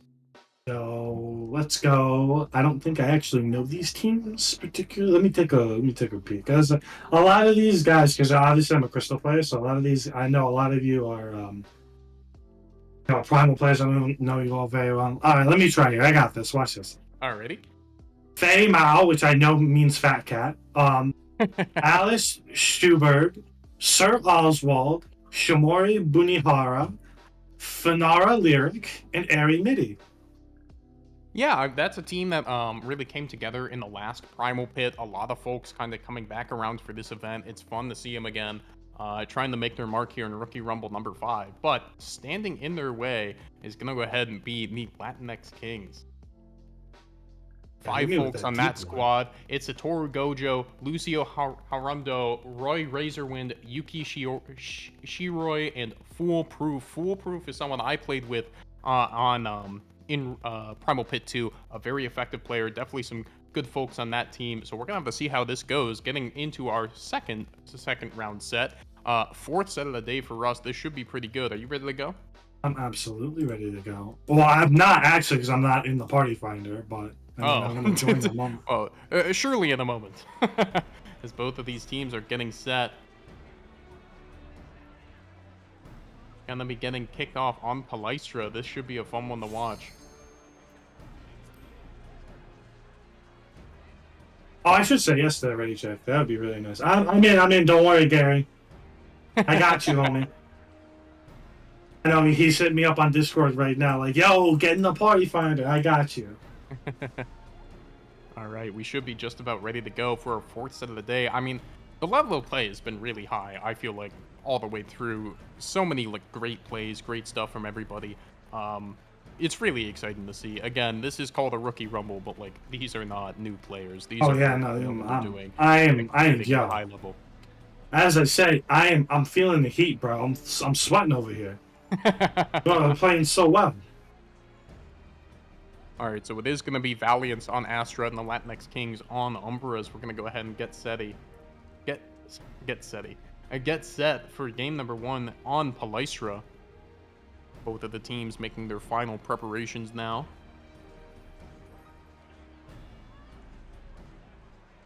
It's also actually just really nice to be here in the Behemoth. We're at the Behemoth Wolves Den, by the way, for anybody who was wondering. But it's nice to be here and just see a lot of people that I haven't seen for a while.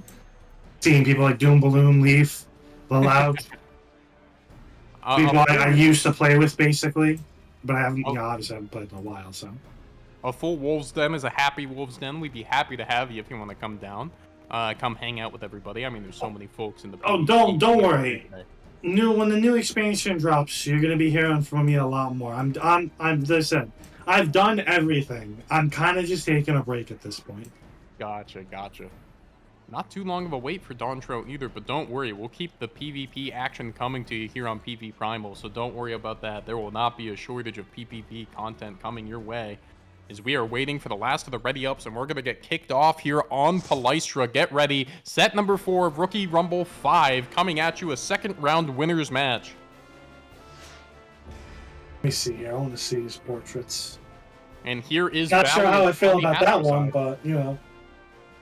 Yeah, Alice doing Alice things. They're going to be rocking the double tank setup. Oh, I like this. This is good. This is good shit. Oh, rocking the yellow. That's a good look from the Latinx Kings, getting ready to come in for this set. I like this. Oh, that's good shit. I like this. I'm rooting for you guys. So I can't be biased. I'm sorry. I'm rooting for both teams. I'm not allowed to be biased. I'm a commentator. So for Umbra side, lots of bursts. Again, we're seeing that Warrior White Mage combination, especially with the Dragoon, that's very effective. They do have the Dancer to try to set up wombo combos with either the Summoner or the Dragoon, so Astra's gonna have to watch out for that. Astra bringing 2 tanks, right? Sir Oswald, the truest Knight of Ishgard, is a Paladin mainstay here, so we've seen him play in a couple of tournaments now. He has that on lock. They will also rock the Warrior and White Mage. Fat Cat on the Monk. Dancers on both sides, which is interesting. I think dancers on both sides. I was like, damn, I can't remember the last time I've seen a dancer in high level play. So I think dancers like Umbra's dancer has a more straightforward game plan for what they're trying to do with it, right? They want to hit it with one of the big AoE LBs. So let's see, Sir Oswald. That's a fast guard from Fat Cat. Oswald going very deep. Already Sheltron. They're gonna look Yuki first. There's the oh wow, he will get out. He will survive the small beanification from Fina. Lots of damage on the Astra, but it's really spread, right? So really low MP bars. Alice Schuberg getting put in the blender. So much damage. We'll get the guard out. Let's see. Does he have an out following that? Where's the damage coming? So many people around it. There's the counter rend coming in, going deep. Still sticking to that Dragoon. Is going to try to backflip away. Are they going to be able to make it? They get to the potion. Great Aqua Veil keeps them alive. Alice Schubert kind of low, running for the hills, bloated back. You are not getting away. That's a huge laser. Alice goes down, first death. Yeah, first death, a minute in. That's like the longest we've had without a death so far. All right, the cover will be used on Fina for that White Mage. Still has the laser, hasn't let it rip yet. They will find Fat Cat in the meantime. However, they're going to look for Lucio next, doing his best, chugging his potion. Is he going to be able to make it? He does get polymorph. I think he's fine. Will live. Oh, well done. Umbra's doing a great job here. So much pressure. Oswald not long for this world. Aerie and Fina have to run. Dancer should be able to get away. I think they have one more on Avant, if I counted correctly. I don't know how many they have, so. They're going to swap to Alice in guard. Dancer LB. Dragoon LB lands, hits a couple. That's so good. That was 3 pushing different the advantage. The Warrior LB didn't. I think it hit the Dancer, but I don't think it was necessary for the Warrior. Either way, looks like they're going to get the past 90, yeah. Yeah, it is. Or And not, Oswald apparently. doesn't have OB yet. I'm interested. Wait, here comes Or the never- I counter lied. dancer OB. I lied, Lots I'm of sorry. damage. Great laser. Fina goes down. They will find a summoner OB. Man, Umbra's executing so well. Oswald getting hit up. He doesn't have OB yet. Will they be able to get it before he goes down? There it is. Great polymorph. He's not going to be able to stall. That's so big from Umbra. Astra doesn't have too many looks to get back into this game. They have to try to find some kind of pick. They have some damage. Alice getting hit. They're just going to go down again. Oh, that's tricky. Oh, boy. They do find a trade, but is it too little too late? The crystal keeps moving here. Fat Cat tries to find his way back to point. Can they find a way to stabilize? Sir Oswald coming back will have Paladin LB. It just came up. Who's he going to try to save? We'll go straight for Fat Cat. Gets it. Laser's going to hit a couple from Fina. We'll be able to find Lucio. Looks like they spent a little bit trying to hit foolproof on the sum. They're not quite going to be able to get it done. Wait, there's the Meteor. Comes out for the dancer. Going to find it. White Mage still in trouble. That came out of nowhere. Let's go.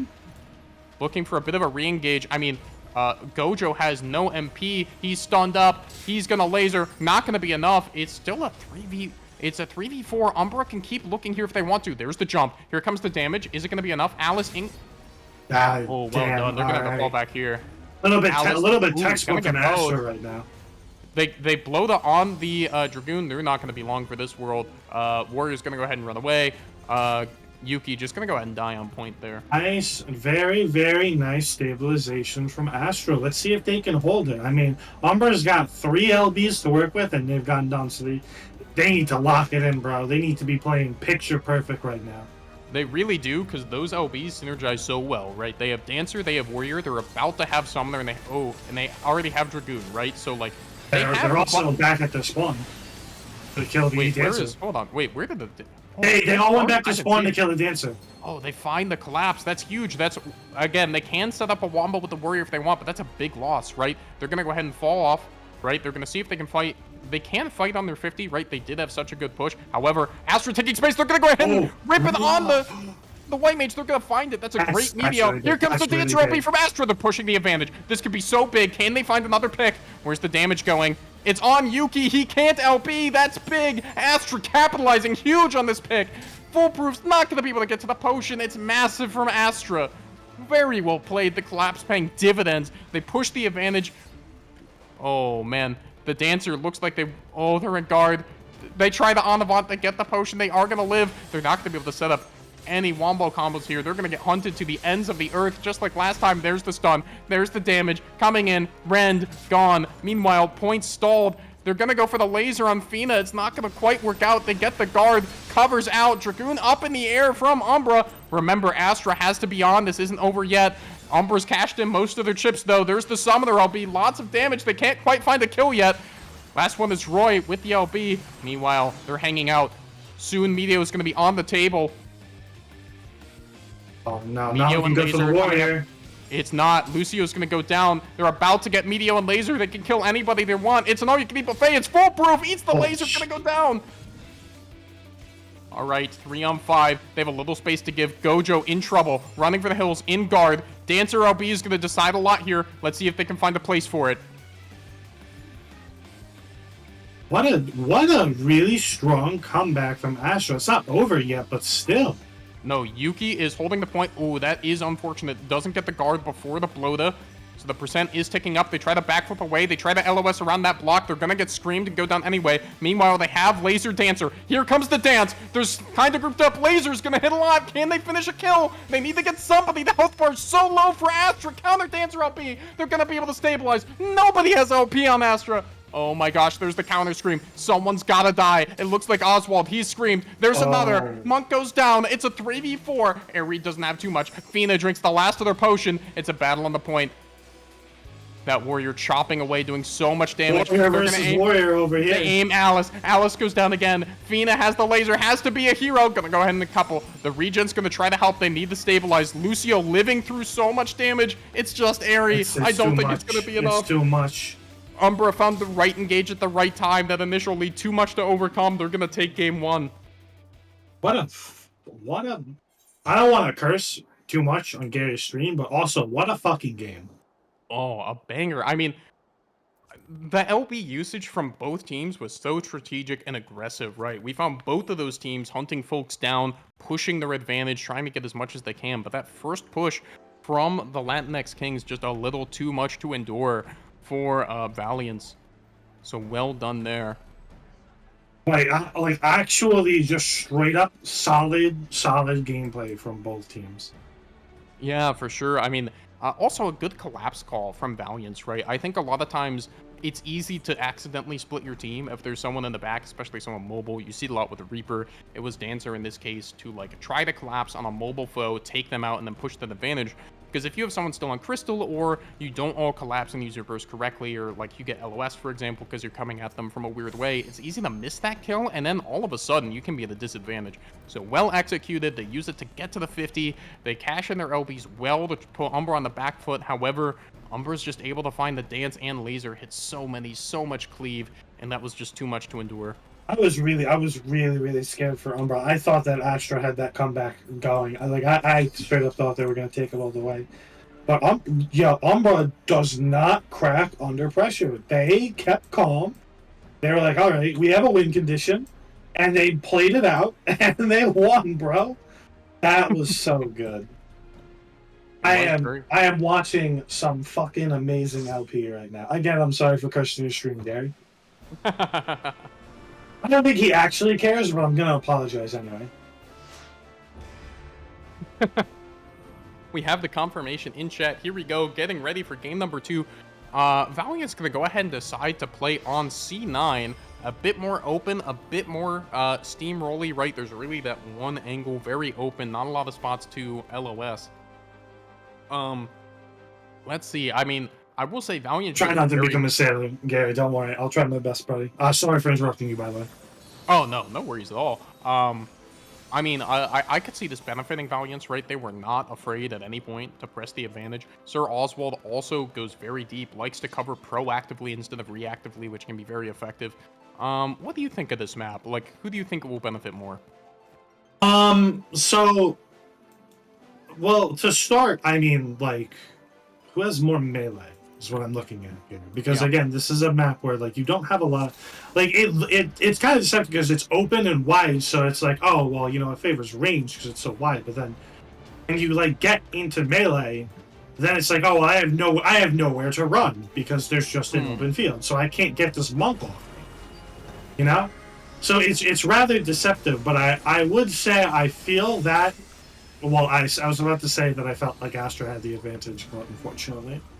Oh god, that was an explosive start. Astra showed no fear, ran straight in, that monk pre-guarding. However, Umbra just pulls that trigger. Lucio's going to make it out. They can't get the trade. It's a 2-for-0 here for Astra. They're running for the hills. Airy currently getting hit up on the bridge. Is it going to be enough? Let's see. They'll probably get a TC from Fat Cat. Looks like they will. Counterburst on the Yuki. They will find the pick. That's big. Fina's about to come out. This is about to be a 5v4. So much damage and cleave on this bridge. Uh-oh. Roy's in a lot of trouble here. I don't think he's going to be able to make it out with one on the one. Now, critically, they get the touch. That's huge. 35% is big. Looks like it's now a 3v5. They're going to have to fall back.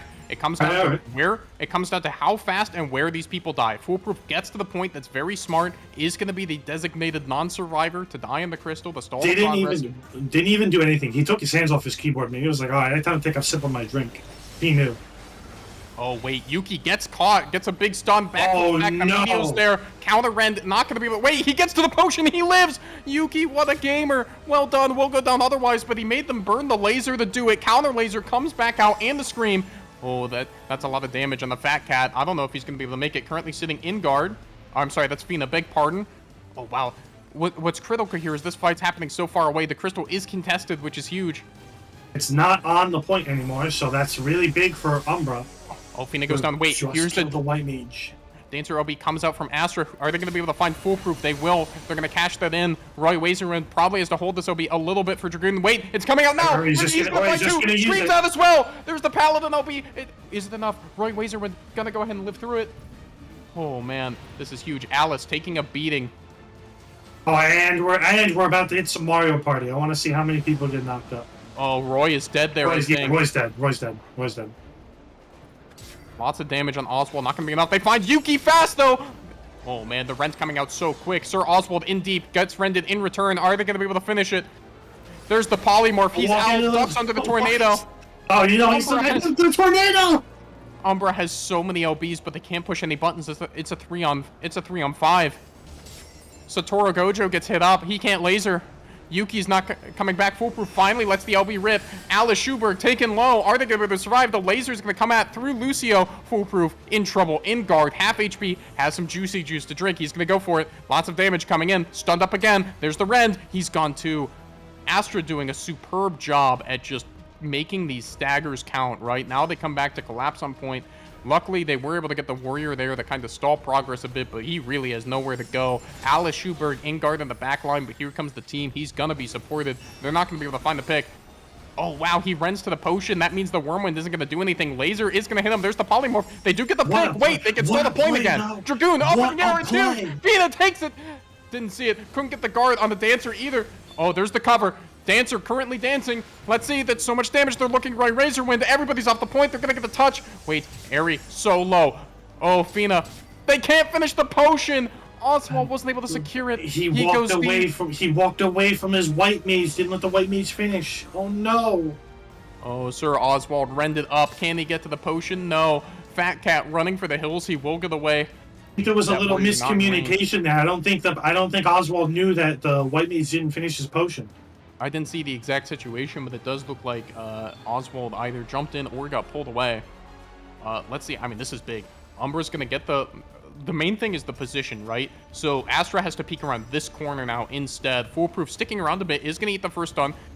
Oh, they scream. I think Polly went into Fat Cat's guard. Lots of damage. Foolproof taking a bunch. Gojo will get the laser off. Will go down, though.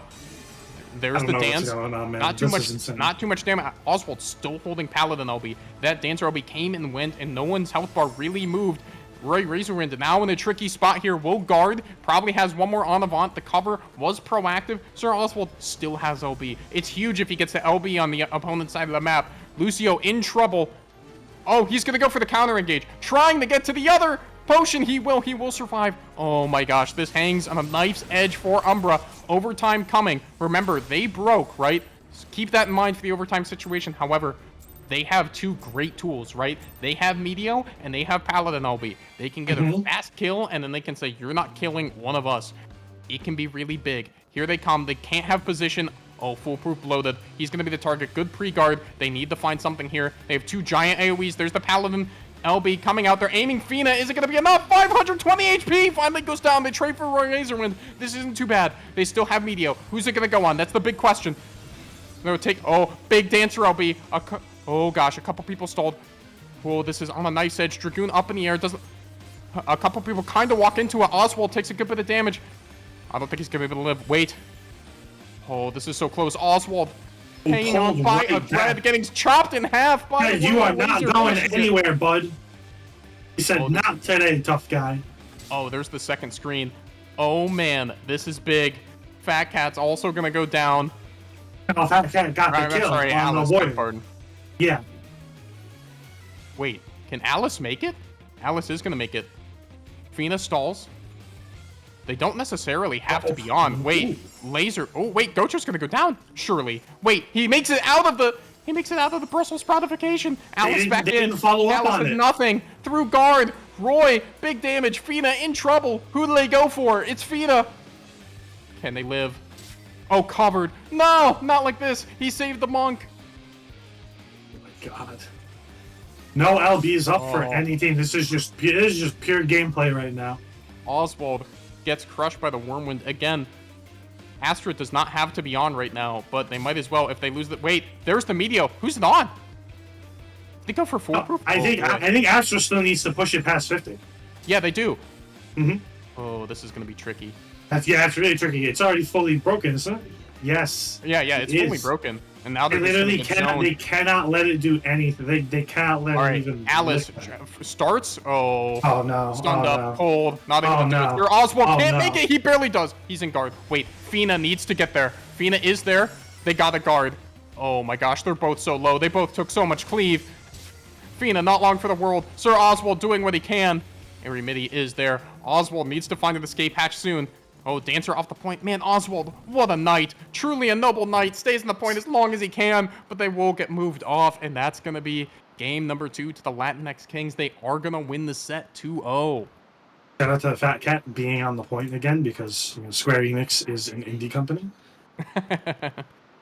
We get a 1 or 2 server ticks per minute. 1 or 2 server ticks per minute. Well done, well done. They will be moving on. Again, we haven't seen the end of Valiance yet. We will see them in the lower bracket a little bit later on. But man, just like that, we are zooming through the winners bracket. How about it? We are. And even I, at the beginning, I was like, damn, it's like 50 minutes for the first round. I'm going to be here forever. Not that I mind you. I'm just making a joke. Damn. Oh, gosh. Good games. Really, really good games. I'm hoping this last one I get to commentate is just as good, even though you're doing most of the commentary, which I appreciate. Oh, no, it's fine. I apologize if I'm talking over you, but these games have been so excited I can't help but scream. As we're going to go ahead and get set for you're the one that can actually tell what's going on. I'm just there to be like, damn, that was good. I mean, Also, there's a lot of...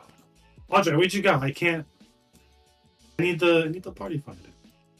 Yeah, so we are getting the party finder loaded up as we're going to go ahead and get ready for our last set of our block, but by no means the last set of the day. We're going to go ahead and get ready for the Brown Citadel versus a small indie company. I'm sorry, Cappy Pursers, beg pardon. Brown Citadel versus Cappy Pursers. All right.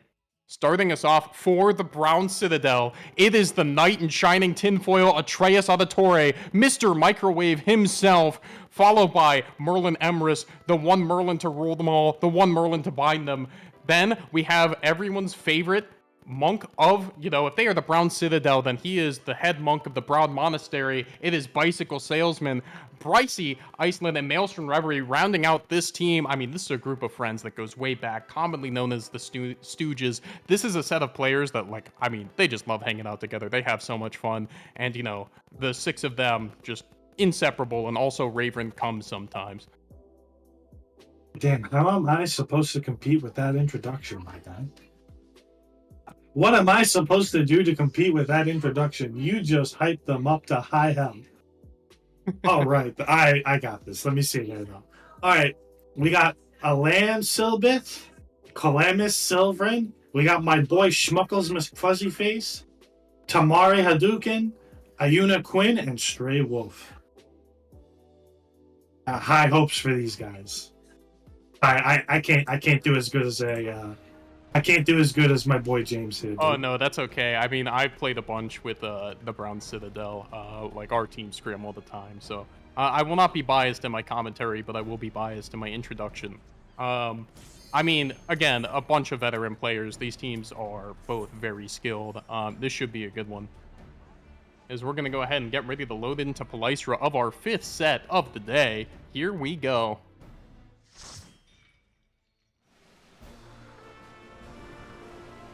All right, let me see these team comps here. I want to see what we're doing here.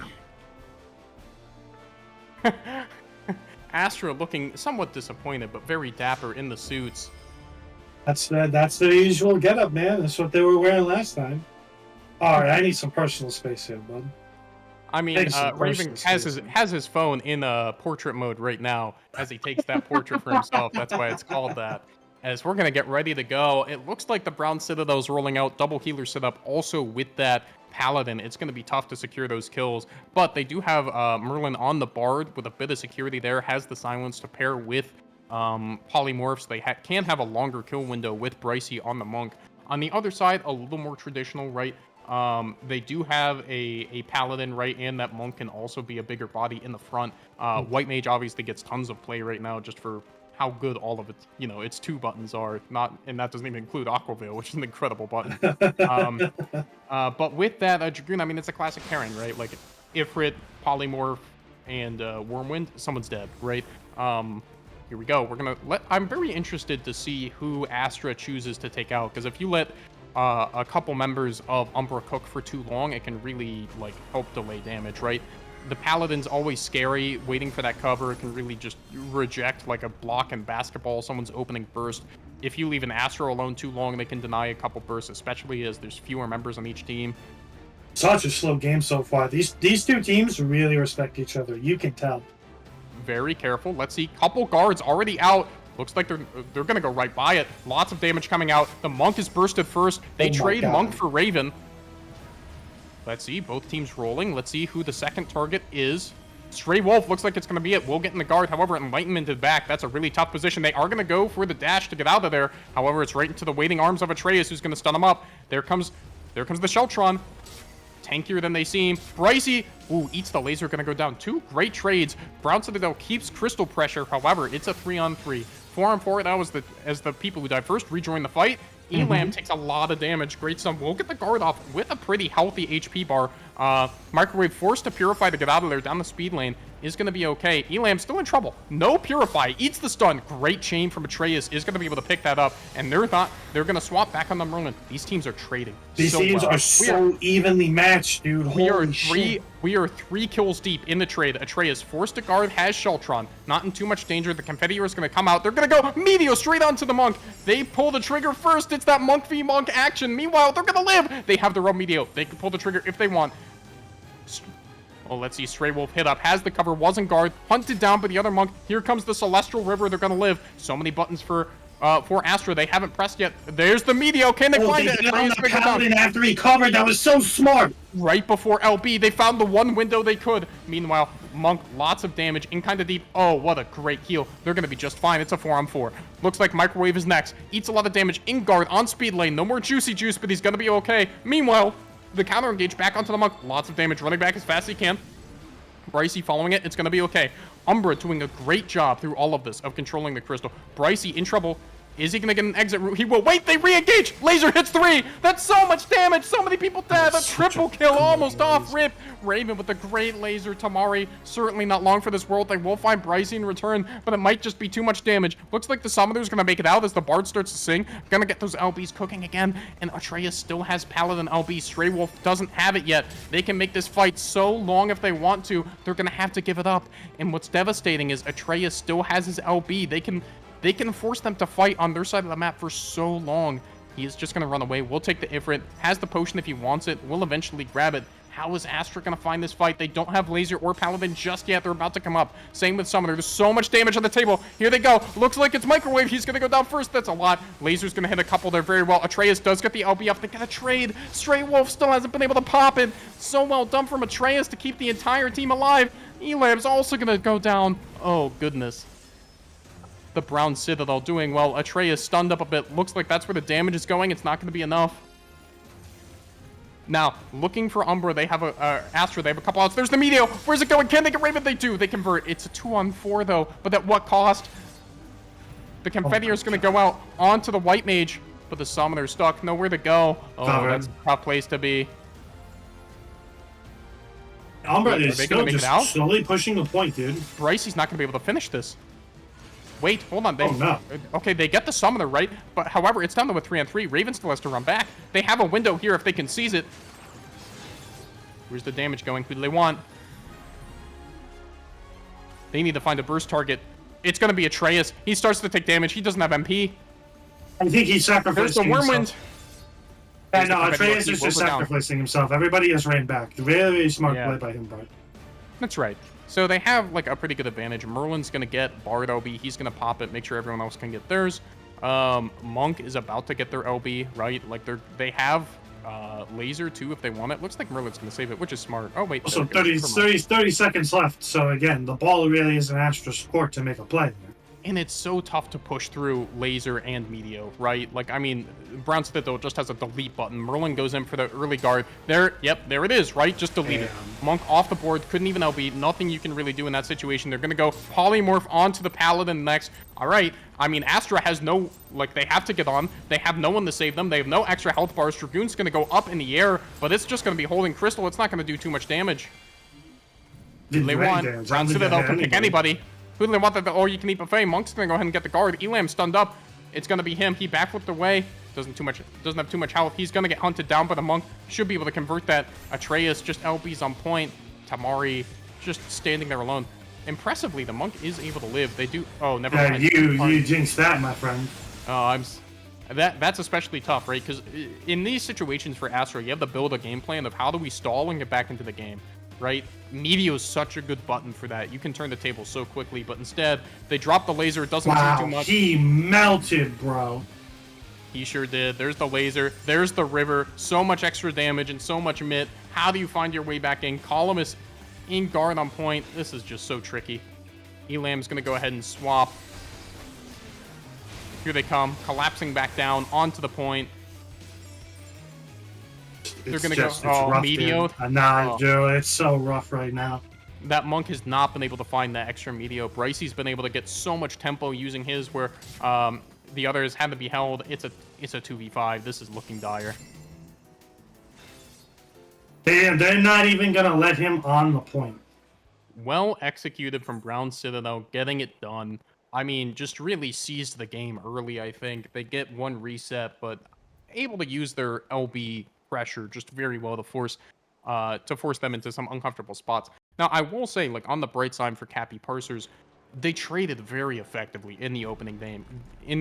Right? They gave up a little bit of crystal pressure, and it just came down to both of the monks looking at each other, spamming the Meteor button. Brycey got his off first, right? That's kind of where that Meteor value gap happens. I think a lot of times in monk v monk situations, it's really about who can keep the tempo and who can get the buttons off first, because it's such a win condition. And I think it's really about who's on the West Coast. Am I right? West Coast gamers over here. Nah, couldn't be me, bro. All right, we're getting ready for game number 2. Looks like Volcanic is the pick. Both of these teams do not mind scrapping, do not mind trading.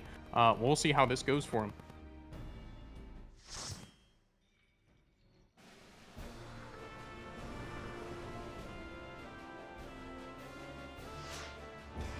All right, loading in. Let's see if we have any comp changes. I didn't spot any earlier. I believe that is the same for Happy Parsers. And Nightbot says, please follow our commentators on Twitch. Doesn't even mention me. I don't have a Twitch, by the way. So I don't either. I should probably get on that. Your name, at least your name is on there. My name's not even on there, bro. Oh no! How could Gary do this? That's why would he do this? Gary do this to me? That's so rude. All right. Wakes me up at 1 a.m. and this is what I get. I'm just teasing you, by the way, bud. All right, getting ready for map number 2. Cappy Parsers gonna have to dig deep here to try to find a win. They traded very effectively in the opening. The Brown Citadel just able to find too many advantages to exploit down the line, but let's see if they can change their fortunes here on Volcanic in set number 5 of Rookie Rumble number 5. Here we go. I'm looking forward to this. This is going to be a scrappy one. These two teams, I think these two teams are very evenly matched, but Umber really just took the ball and ran with it. I want to see if Astra can do the same this time. They're very much holding back here. They can stack up a little bit more. They're a little less scared of Cleave than they might be against a Warrior. There's the backflip. Where's the damage? There's the Enlightenment. It's going to be Merlin first. Huge Columnus just goes down so fast. Sprouts that was so well coordinated. No one goes down in return. Great stuff from Micro, keeping everybody topped up. Merlin already potting. They're just rolling. They have damage. They can pick another target. It's going to be the Monk. They pop Purify. They're back in. They TC back in. They stick to it. Brycey's still hitting it. Stunned up. There's the Purify gone. Oh, we covered Stray Wolf. Well done. All right. Nice cover, bro. Atreus the Paladins has to fall are playing back. so well, dude. Stray Wolf looks like they're going to get out. Great Aqua Veil from the White Mage. Going to make it so they don't get stunned up, and it's too far for Brown Citadel to hit. Great defensive play. It's back to a 5v5. They don't have the most MP, but they are able to make a play. Huge laser. It's going to hit a couple. Raven cleaves a bunch of folks. Elam staying alive. Astra doing a great job of making sure they don't go too far down. Elam's going to be able to get the potion. Is he going to be able to make it out? Oh, he's covered. I'm sorry, the Monk's covered. Again, we're back in that situation. Meteor already ripped from one Monk, not from the other. Let's see. Does Astra choose to fight? Or the Meteor? Brycey stunned up on the volcano. Lives. Wow, that's huge. Another one in the same spot? That's so unfortunate for Astra. They can't get to the crystal if they wanted to fight fast. So many LBs, they just haven't been able to take advantage. Microwave's going to eat the laser and go down, but still, that just makes it a 4v4. Stray Wolf, probably not long for this world, getting hit up in the backline. Has Sheltron doing what he can. The ships are burned in the background. There's so many bombs. Oh, the Brown Citadel does not mind. They're going very deep. Merlin will get hit up in return. It's a 3v4. Astra needs to find a counterfight, but the damage might have been done. Elam gets hit up. Great guard. Wow, Summoner Stun hits too. That's so much damage. Raven probably not living this. Can he get to the potion? He will. My goodness. Meanwhile, back on the point, my man has been holding that for a hot minute. What's so And impressive? he does not want to move, man. There's the LB. He is a rock on the point. There's the Meteo. Straight onto the Dragoon. Man, they are not shy about slamming that Meteo button when they need it. They make those plays quick. They make them pay. Oh, goodness. The Monk's going to go down in return. Listen, man, the quicker you use your LB, the quicker it comes back up. So Stray Wolf is able to get the LB off, but not able to get the cover to save the Summoner. Uh-oh, this could be a problem. It's about to end. It's the obvious target. Is he what they go for? No, it's Columnist. They swapped him instead. There's the cover. They have a laser if they want it. They do. The health bars barely move. Microwave. Oh, gosh, the Dragoon. They took the punch. Uh-oh. Watch out, Astra. They're coming back with a vengeance. Columnist doesn't have the HP anymore. They're going to go ahead and stick it. Oh, in guard. Probably not long for this world. Definitely not long for this one. Microwave just stalls the point. That's no guard on the Dragoon. The Brown Citadel is back. They have him surrounded. There's the stun. There's the laser. Pops the Purify. Running for the hills. Oh, the potion spawns, but just too weird of an angle. They'll burn the Meteo to get the kill, though. Umbra This is game not has shy been about. entirely in Umbra's court. From beginning to where we are now. This is just a clinic in, like, finding LBs that are aggressive, but not wasted. Right? Like, it's how do you push the tempo with your buttons to make sure that Astra can never get comfortable. I mean, so many members of the Brown Citadel have just been able to fight towards the spot. Now, something to note, Microwave has been the one just kind of stalling the point, right? He lets the 4 members of the Brown Citadel just push way up, then they come back, collapse. What's a summoner supposed to do in this situation? Wait, is Microwave the astrologer? Yeah. Is that what that name? Yeah. That's amazing. The cover's going to come out. It's the Dragoon. I mean, it's just tricky. I mean, for Astra, it's really hard to pick your spots, find your moments here. The Brown Citadel is doing such a good job. Atreus is going to pick up another kill. There's Raven with the laser. Again, the tempo is just so fast. Stray Wolf's going to go down. He's in Purify. He's getting hit up. Columnist isn't going to be able to find a good spot for a laser here. They don't really have any kill pressure with the players they have on the board. Yeah, no, it's looking really rough.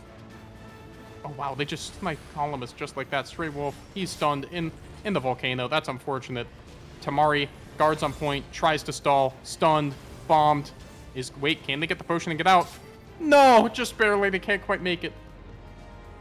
Brycey's just such an effective, like, zoner, pushing up very far.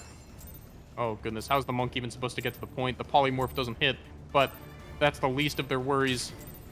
Too much damage. 2 seconds. 1 second. The Dragoon's able to get their rid at the last second. Oh, not quite. Actually, well now done. we're off the point. Yeah, that's unfortunate. I mean, just a clinic from the Brown Citadel, I think. They got so much value off their buttons. They kept Astra on the back foot. That looks so hard to play into for the Cappy Parsers. Now, we haven't seen the last of any of the teams we've seen so far. We will see them a little bit later on in the lower bracket, but I do believe we're going to be going to a little bit of a break before we continue with this second round action. But in the meantime, I think we're going to be hopping off. Anthony and Yeah, I. So, that's it. That's it for me. I know you said, are there some places folks can follow you? Any social media you'd like to plug? No, I don't like people following me, bro. I like to keep to myself. That's fair. That's fair. I don't have too much to plug either, but thank you all for hanging out with us in Rookie Remote. Remember, the stream is not over. Not at all. We're about to have some new commentators hop on for us, and the games are going to keep rolling. We have a good number of more sets for you today, but thanks for hanging out with us. We'll be back in 5. All right, see you later, gamers. See you in a minute. Don't go anywhere.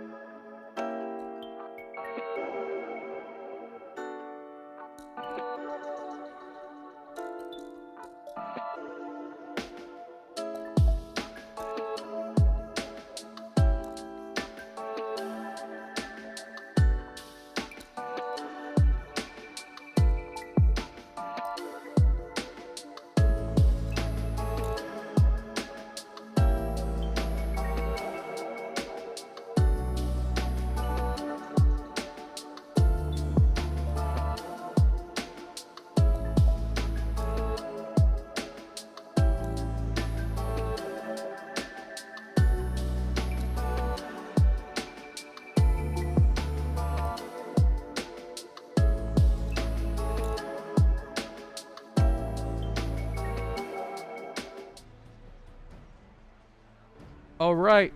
Welcome back, everybody, to some PvPrimal. We got the Rookie Rumble 5 already underway. With me, joining on the mic, if I can really quickly, one sec as I adjust this check mark here. There I am, popping into view. It's Best Teammaker here. Hope you guys are having a great day. And with me is Aeon. How are you doing today? Doing great, Teammaker. Thank you very much for having me on here. The matches so far have been really exciting. I am hoping we see another 20-minute banger just for the memes, but we'll see how the rest of the night goes. Yep. As you guys do notice, really quick as we go to the bracket before we say our usual introductions to the next team we'll be spectating, we did have some losers matches be played off stream, and unfortunately we did have to say goodbye to 2 teams already. We have Valiance versus Small Indie Company, and it looks like Valiance takes it 2-0. At the same time, the Charlian Sharks, looking for a bracket redemption here, takes out Ping Diff 2-0 as well. So unfortunately, Small Indie Company and Ping Diff, thank you guys for coming to compete, but unfortunately they will be gone and won't be reappearing for day number 2. That is unfortunate, but there is always next time. Speaking of which, we do have our next teams up and ready to go. We have, waiting for a good long while, Eidolon sitting in the wings. We got Neo Daimian, Naya Hartfeld, Sparrowhawk, Vestel Sawyer, and Tapeworm. Ooh, a fan favorite. And can you introduce the next team that they will be facing up against? Sure thing. And they'll be going against Big Dynamis Energy with Susula Sula, Sanjuinus Small Bloods, Azrael Grandeur, Bechamel Lindor, Kaede Obinata, and Meteor Moon. Alright, here we go. At the ready here for our final second round, technically first round, I guess. Winners match. Yeah, there's a little bit of a thing here as we make our way into the Wolves' Den here on the Behemoth World server on Primal. You guys are having a great time here as we go to our final first round matches here of Eidolon versus Big Dynamis Energy. And it does look like Dynamis Energy bringing back that healer energy that we saw in their last match. The triple healer comp cook with a red mage. Very excited to see how this round goes. I honestly haven't seen this comp happen much in the LP scene, and it's worked surprisingly well for the first round. There is a scary amount of sustain that you have to deal with. You even got stuff like the red mage limit break. We've seen Sanguinus use the white shift version of it so many times to save his teammates.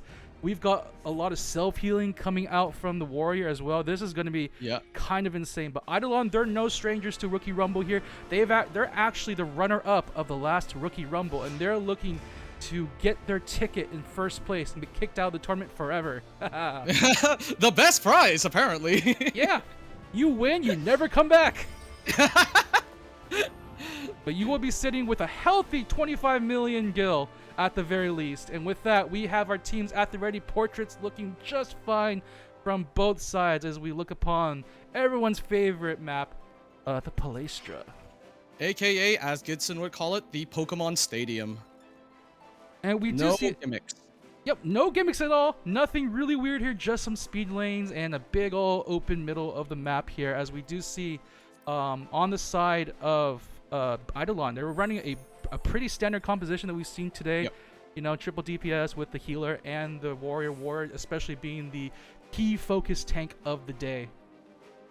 Yep, and notice how they've actually basically have just a normal standard composition, but normally you would see a Dragoon here, but Tape has opted to go for a Samurai instead. Oh, I have seen a Samurai before, and it's looking pretty good, but right now, here we go, right away, we're just going to see a jump in at the moment. Neo Diamond's going to be the target right now, but Sango just gets kicked out immediately at the sidelines. Amazing play. Right now, it looks like Team Umbra is on the back foot. They're trying to get the counter kill on Neo. Neo with no mana left, and that's a huge Phlegma to secure the kill. But Naya is securing a counter kill on the Scholar just for good measure. Right now, it's a fierce fight in this opener. Both sides do not want to let this opener go down. They definitely don't want to drag this fight out, especially for Eidolon's side. And they're doing a pretty good job. They're finding the lockdown slowly but surely. Kaede has to go into the shield. And as they does manage to make it out somewhat. Oh, has been bound though. with very little mana, but no issues there. Goes back in for the Primal Rend, and with White Mage Limit Grace coming up soon, let's see who fires the trigger first. Yep, Naya will die on the speed line now, gets taken out immediately, and there goes the laser. Big old laser beam coming out, but we guys see a counter laser beam for Sparrow. Hits 3 people. Can he get anything off of this? No, it doesn't look like it. He's the only one on point. Oh no, and Sparrow now having to put up guard. It's likely they'll be the next burst target. With Phlegma going out, 0 mana, they're just gonna roll on him. Red Mage chasing them down, and they managed to get out safely. But meanwhile, back on point, Kaide, now with low mana, does have Warrior LB out. It's just trying to hold on to the point. Guards up. What is the counterplay here? Doesn't seem like there's gonna be much kind of play. Oh, they do snag Kaide with a nice bloda. Can he get anything off of that though? They do a lot of damage and they're gone. With Neo having Warrior LB coming up soon as well, it doesn't look like Umbra is going to be in a good position to go and push. They're going to have to play a little bit safer and just try to sustain themselves, which is fine since they have 3 healers. There's a lot of opportunities for them to just win against this, but right now they're losing a little bit too many players right now. Sanguinus goes down as well, and here we go. We're going to see Meteor just try to activate their limit break here. We do have the Sage LB for the tempo reset though. They are slowly pushing them away. They were able to get Sparrowhawk on the front, but they still have their limit breaks at the ready. They have to be a little bit careful when they go for the checkpoint right now. There's a lot of opportunity for Eidolon to make the comeback here. Yeah, it looks like they're preparing for a counterattack. Now it just pops LB, and we're immediately diving right back in. We're not even going to let it touch 50%. And they're going to not even get Tapeworm finds the Zantatetsu, gets the nice kill there. Can they get anything else? They get a second one as well, taking out Kaede. And they take out Azrael. Oh my gosh. Wow, look at that. Great push from Dynium. Perfect use of the limit breaks, just immediately countering that push. And now they're in a bit of trouble. They do have their own limit breaks, but they're not in a great position to use right now. Being chased right into their own spawn, and they're continuing to look for more. Meteor Moon just hiding in their shields for the time being, just trying to do their best to stall. They're just hit right in there. Look at all the Primal Reds going off. It's insane. Absolute carnage in the spawn. Sanguinus, they do get the kill. They find the counter kill onto Tapeworm. Sanguinus with a very clutch limit break there, able to heal up the rest of the teammates.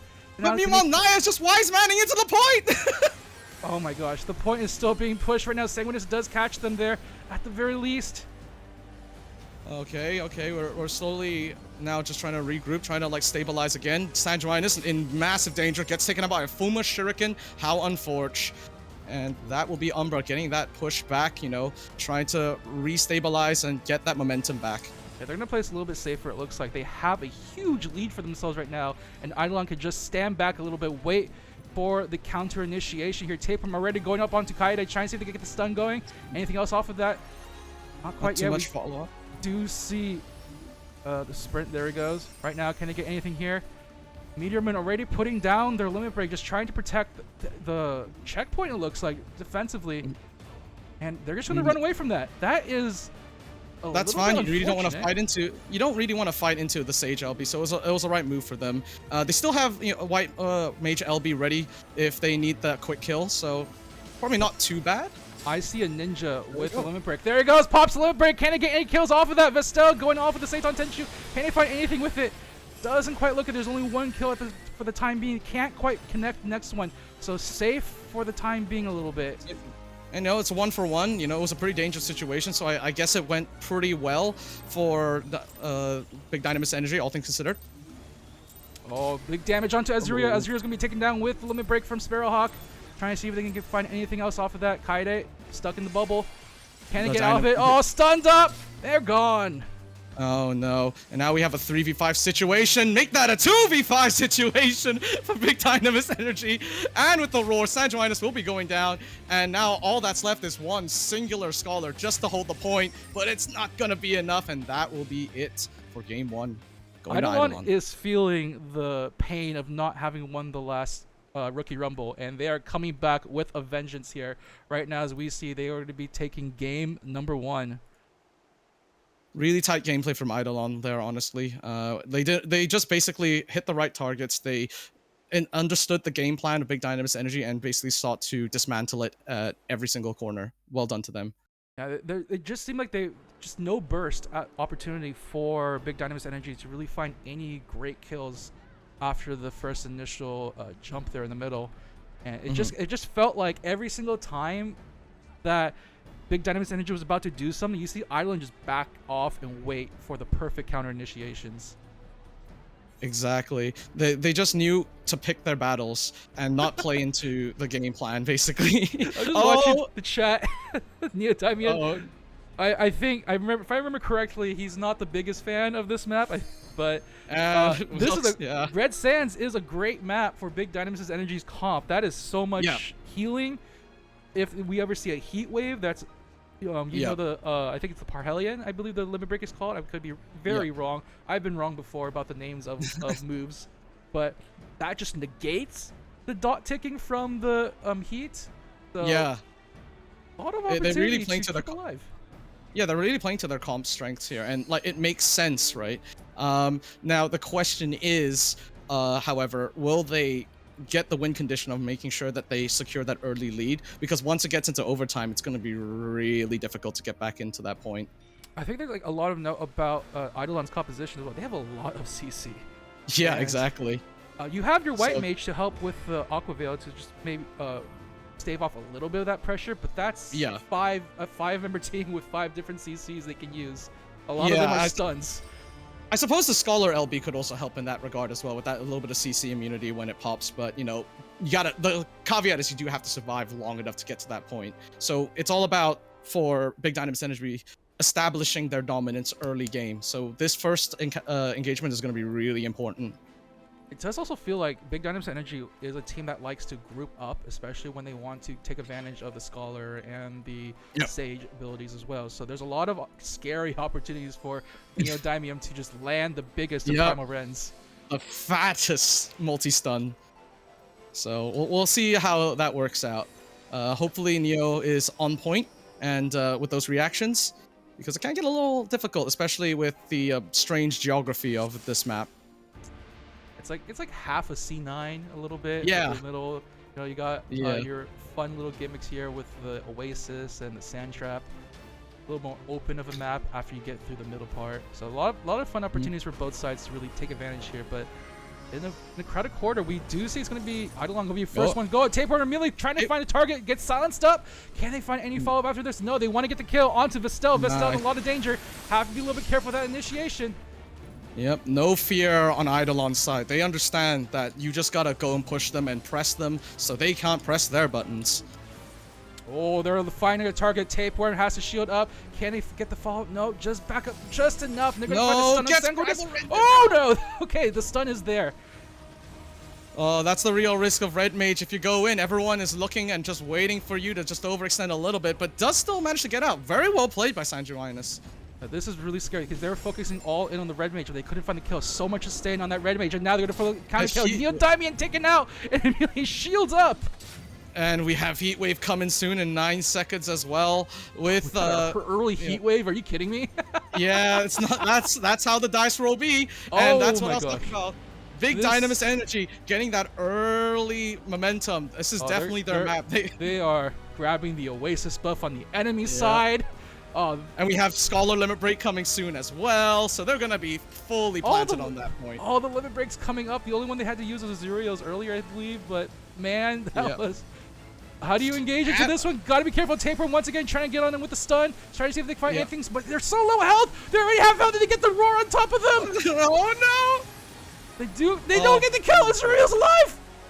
Azuriel's alive, and meanwhile Tapeworm's also about to go down. Just gets dotted to death. Oh my goodness! They're having to fight inside of the Sage Limit Break to get anything done, and it's not the best situation for them. On top of the heat wave that just passed just now. Oh. This is the exact situation Big Dynamis Energy was hoping for, and it happened. All the stars aligned. This is why they picked the map. Oh, the stun coming out. Vestel stuck on there trying to delay things, let the rest of the team recover just a little bit. Stall the timer maybe just a little bit, but no timer scam here. Big Dynamis Energy showing that crazy composition they have here.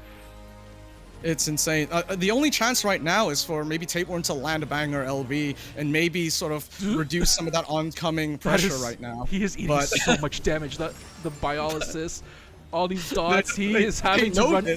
in and out constantly. He hasn't been able to find a good stun. They do get the kill on the Sanguinus at the very least. They were able to focus their damage. Okay, this is good though. This is the momentum shift that they needed just to get something going. Now the question is, can they keep this up? So Sula looking very low, not looking very healthy. And there we go. So many abilities just to chunk down that shield, but they do get the kill, and Kaide's looking to be next. So they do begin to normalize here just in time to get out of the big ol' antlion pit. Nicely done. Yeah, the timing is unfortunate. Heat wave and then antlion. If they were just a second slower, that would have been a completely different fight. They find something. They find Sanguinus lying in the oasis. Is this a free kill for them? Even the shield's gone. They get the roar. They get the kill. Okay. Oh no, a little bit of mispositioning on against this comp. They capitalized really well. Looks like we're getting a bit of a momentum flip right now. Sparrowhawk not looking super healthy. And Tapeworm lands the banger LB! Zan Tetsuken! Wait.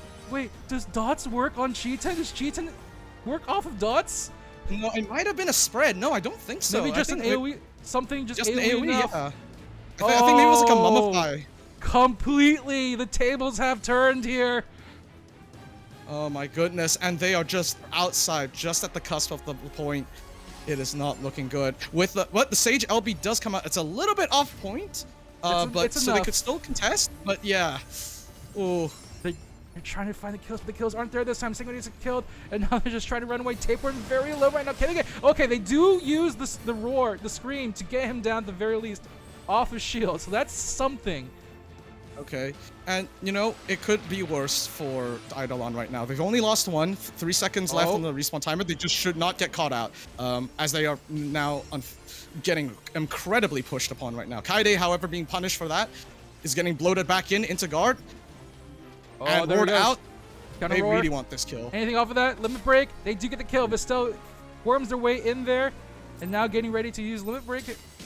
Quite yet? Oh no. Okay, Sanguinus just trying to hold things down, trying to get them the last stop. They need a point on the board to make it to a game 3, but Eidolon wants to keep on going through bracket on winner's side. They can feel it, and now they're going on a rampage right now. Sanguinus is down. Can they find anything else? Oh no. So, guard's going up on Meteor. So they need to back up right now. So I think what they're trying to do now is just like let the point push up a little bit more. Oh no, stay on it. And let's see if they're trying to get that distance advantage. Tapeworm just for the respawn. sitting on the side that entire time, just waiting for the perfect opportunity. And Azurio, goes a limit break. Can they get any stuns off of that? They get the heal off. There's a lot of sustain on this side. It could help a little bit. Oh, no, not enough. But it did slow down the death. And as you can see, now we have Eidolon with very little MP on tap right now. So they can't play as aggressively. Ooh, they find Sparrowhawk. Can they get the kill? He doesn't have a lot of MP either. He's gone. Yep, and that will be their White Mage down too, with Limit Break ready, so that should save them having to deal with an AoE stun. Tape does have Limit Break ready, sends out the Zan Tetsuken. There it is, perfect. On Kaide. That's a great pick off, and we see Susla just trying to lie down the Biolysis, trying to get that spread, just get as much damage as possible going. They even get the shields off just in time as well. And Meteor even pops their Limit Break. They're going to hold on to this as long as possible. That's what the comp is made for, right? Well, not anymore. Commentator's curse. There goes Meteor Moon, unfortunately dying and loses the Limit Break as well. Azuriel goes down next, and now healer number 3 looking to go down as well. Oh, they get the shields off. Just delaying the inevitable. No, that's it. That's it. They can't get in time. Yep. That is the hardest parts about Red Sands when you're ahead already and you just let that point push. That run becomes a marathon. They had such a good lead into that too, but unfortunately, one bad limit break as Tapeworm comes in and secures so many kills that one push. And that was it. Well, GG's all. Very nicely done, Eidolon, and good job, Big Dynamis Energy, but that will be it for this set. Yep, Eidolon will be moving on through the winner's side as Big Dynamis Energy will be plying their trade down on the loser side. Let's go take a quick look at the bracket. They will have to face off against Valiant's Sir Oswald's team, I believe.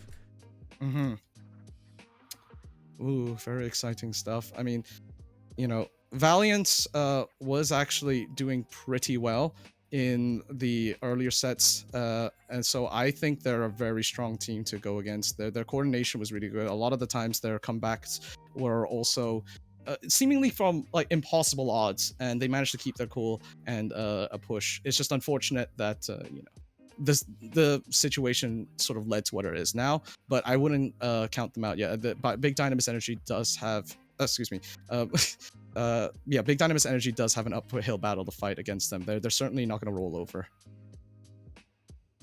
Now it looks like we are getting ready to get into our next match here. Let me see if I remember the right number. Nope, that is not the right password. Oh, that's why, because, oh my gosh. Okay, I thought I was trying to count up with the passwords, but I forgot they had 2 matches off the stream earlier, so we're, oh my gosh. Okay. That's how it's gonna be. Okay. Anyways, we're in. Let's go to the Wolves' Den. Alrighty then. Take a nice little peek at the comps.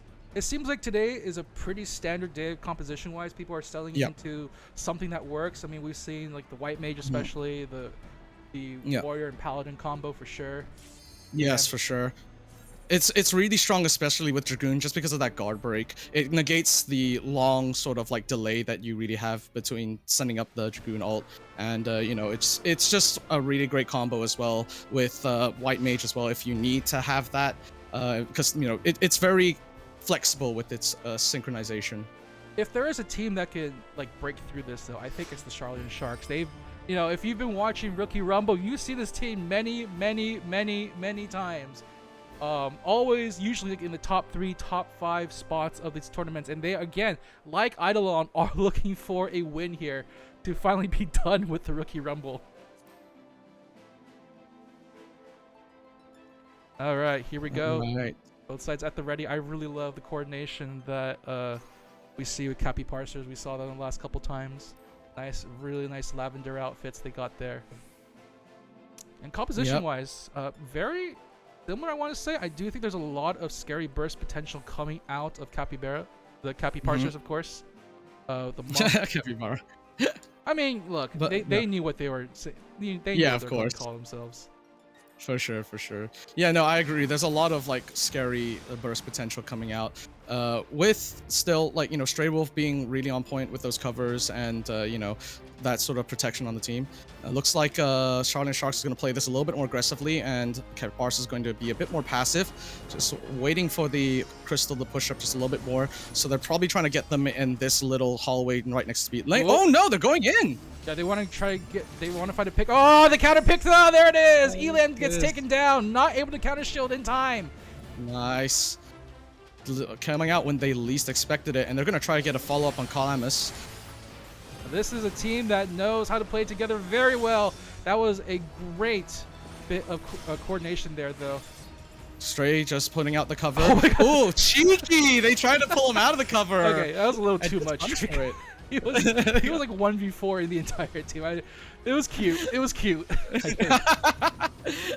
Good attempt. All right, and now Chloe. They do get the kill though. They do. They got the kill on the Stray at the They very really least. wanted it. It's like Draco was like, "You better get that kill." I died for that. But the counter is there. Chloe will be taken out there as Calamus will pick up that with Eliam as well as they're trying to defend the point. The point does get to a nice healthy 75%, so not the worst first push here. Yep, not too bad. Now it's all about just, you know, trying to regroup and get that counter push, you know, re-engagement. They have a lot of flexibility here. And Tamari going really deep in. I Oh felt my a meteor goodness. dread coming on top of Blocker almost. I felt that. Ooh, if He you didn't felt get that it. potion. Oh, wait, no, is this the Oh, opportunity? and then Oh, there it is. Bahamut- Ooh, so much damage. There it is. And then Bahamut comes out as well. Just- Now they burn the meteor as well on top of Chloe. Chloe's gonna be taken down Chloe. as well. That's 2 limit breaks used for great effect there. 5v3 situation in favor of the Copy Parsers. They're gonna keep on going. One left. Yep, they're just gonna Two try and left. clean up and try to get the you know, clean up and just so they can get a nice comfortable 50% break. Holding on to the lumber because they've got to stall this as much as possible. But well, she Ooh! Bucko Limit break by down the alleyway. They weren't Bucko by- careful about that. He poked his head in, looked to the door, said, "Hey, who's there?" and just ate a ton of damage. Damage. Okay, we have 2 guard breaks though, with Draco like getting it on LM, and that's that combo I was talking about. You know, Warrior limit break into White Mage limit breaks, very potent. All right, The cover Bro. from Stray followed into the phalanx. That Perfect from was Stray Wolf. really risky, but it actually paid off super well because he just ate 2 limit breaks, no problem. And with that, Chloe also going down. She also very low in HP, also going to go down as well. Haven't been able to find a good use of the Seitan Tenshu. Like, Charlotte and Sharks are running a very tried and true combination of jobs, but Copy Parsers don't care. They're finding the kills left and right. Yep. Oh, Baka Opai down once again, chased down by the entire team almost. Oh my goodness. Cappy Parser is just inching the point ever closer. Stray really just wise manning this in. Just killed that shield with the Meteor Drive as well. Mika also looking like very low.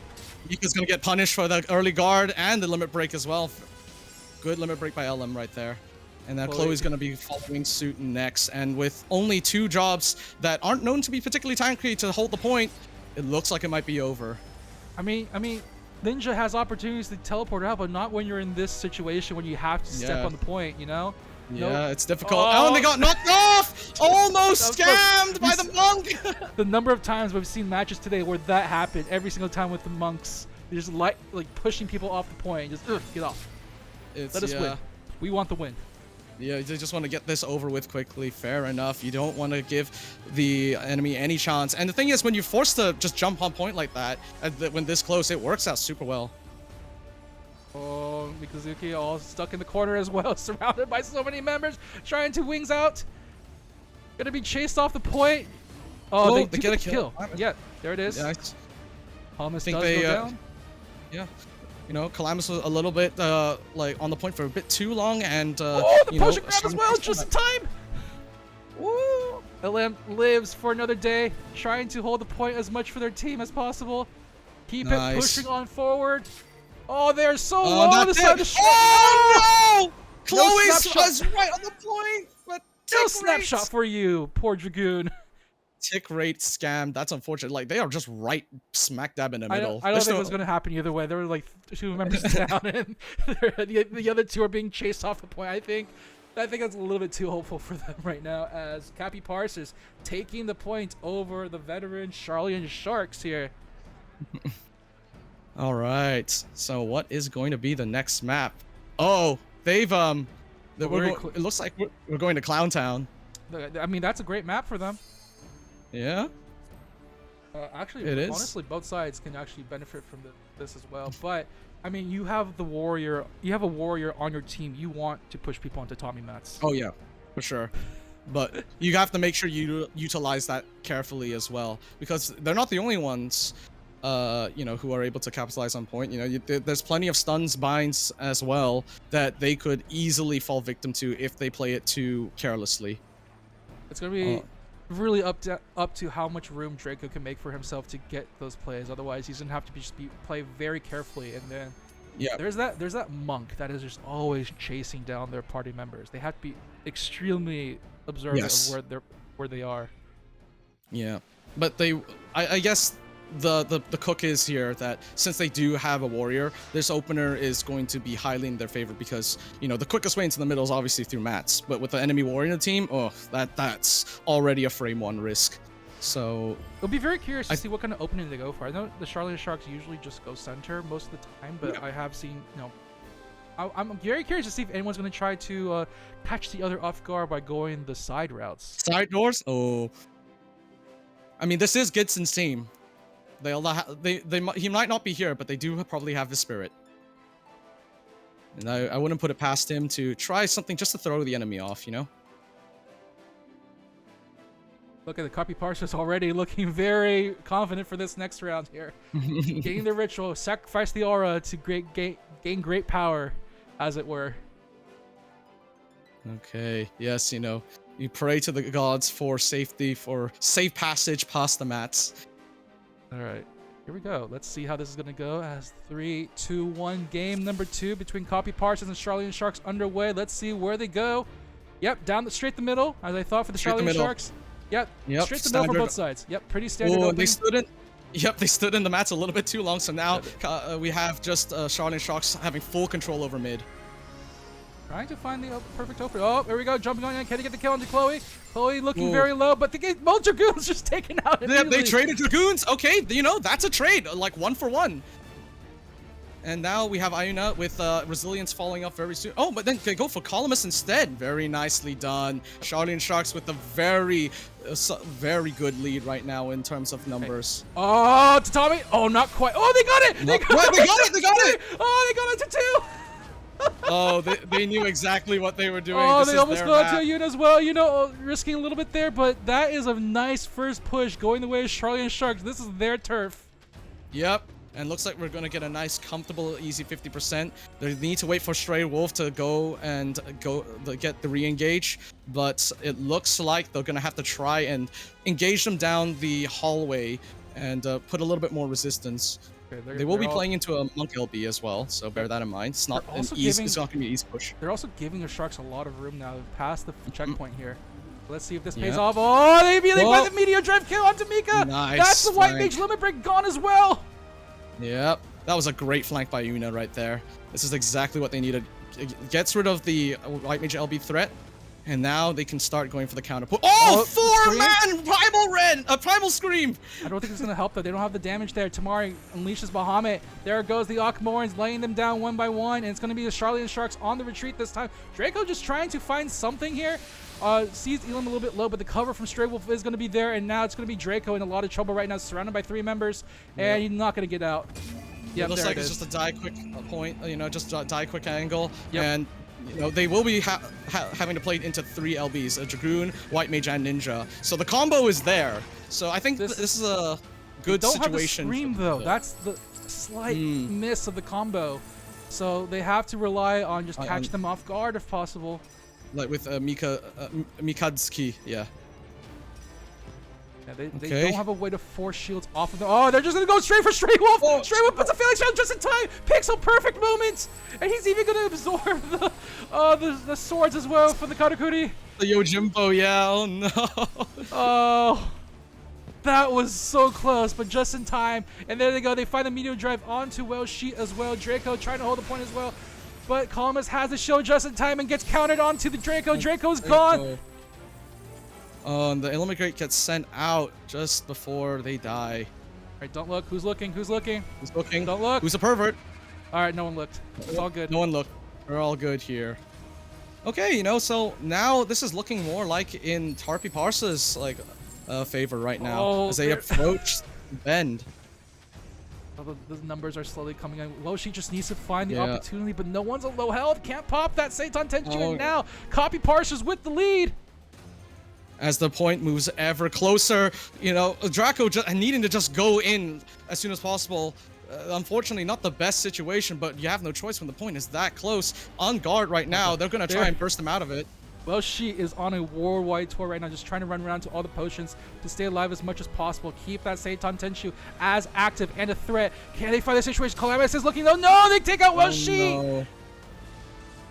The limit break snags him, and he's gone. Draco next to fall. They do manage to get the kill onto Stray Wolf. Is this enough? The defense is gone just a little bit there. Oh no, the point is going in! Oh, back off! I stops it just in time! Alright, Bard, you have one job right now. Keep that point from moving. You just gotta live. Just gotta live. And they're gonna get punished out of guard by the Dragoon limit break. Calamus also sending in their laser beam as well just to confirm the kill. And now in a lot of trouble right now, but they are slowly chunking down Elam. Maybe this is opportunity. Chloe and Welshi still have their limit breaks at the ready. If they can find a good combo, get them as low HP as possible, do as much damage. The cover is there from Stray. Mari sends out the Phoenix to try to get sustained, but it's not good. Is it gonna be? Is this enough to get a little bit of damage in? Oh, the Phalanx as well. Great cover as well. They're just trying to sustain themselves on point and just attrition out the Sharks. They have not found the opportunity to use their limit breaks, man. Hey, oh, what's gonna happen to them? They've been holding on to them. Oh, they launched it. They launched it. They launched it. They're waiting for they were trying to wait for overtime maybe, but I don't know. It was in the guard. And now we are in overtime. Charlene Sharks needs to make a play here and get a final, just push out of here. They have no limit breaks. Columbus just used it as just to show they do get the kill on to Stray No, Wolf. they do get a kill. They get one. Month One limit for one break trade? coming up as well. So Draco, they have to now play around that. Draco, my man, you gotta be very careful. Ayuna jumping on in as well. Oh, the month limit break is gonna go on Draco. Oh, if they get he's not Ayuna. careful. Ayuna stuck They the got shield. Ayuna. They're trying to stop Ayuna from using limit break, trying to pressure them. Oh, Understandable. well, she stunned him. Oh! No! That Tamari was finds the kill. sneaky. A lamb just like hiding around the corner with that Dragoon LB and then just peeking out at the perfect moment. And now we got stunned to Chloe. And looks like the burst did fail. And Tamari sends out Bahamut as well. Ooh, as there it is. There's the scream. Can he make anything off of this? There's no limit break to really combo with it. They're just gonna try to do as much damage as possible right now. Ring around Rosie, back around their own base as well. Yeah. You know, Cappy Parsons are just trying to like clean up right now, and they have to. Charlie and Sharks have to hold on for as long as possible while Draco tries to wise man it out of there. Mika was, not Mika. Who's been pushing the point? I think Draco was pushing the point. Draco was pushing the point. Yeah. Yeah. Oh, no! Draco goes down too far. No, the team was like held at base for too long. Damn it. Oh, That is man. unfortunate. They That had will be the right round 2 to win idea. character. Not enough life. Not enough life. Oh no. Okay, with that, we're gonna have to say goodbye, unfortunately, to the Charlie Sharks, as they're gonna go down as well. Yep. GG's to Charlie and Sharks. Thank you for coming. Those were some good games. There's always the next Rookie Rumble, of course, for them, but they will be bowing out absolutely. for now. Yep. Another exciting matchup coming on these. The Yeah. quality of these teams are kind of absurd. They're really, it's a rookie rumble, but you know the gameplay has been pretty tight. Yeah. They're like newer-ish formed teams that have not won this tournament yet. So that's really the only stipulation, is that as long as you haven't really won a big event and haven't won this event, you know, you're still fighting for that prize. Yeah, exactly. I mean, at this late into the expansion's life cycle, most teams, even if you are considered new, they're still made up of pretty experienced players for the most part. So, the gameplay quality will always be high in that context. And see how everyone is doing as we get ready for our next match. Real quick, I got a very scary notification. Thankfully, that's nothing. Okay, whew, very good. Okay. I saw a whirly window circle, and I was very, very concerned for a second. But nope, looks like everything's A-okay here as we go on to our last loser side match of the day here. One more team will be making it, and another will have to bow out. All right, then.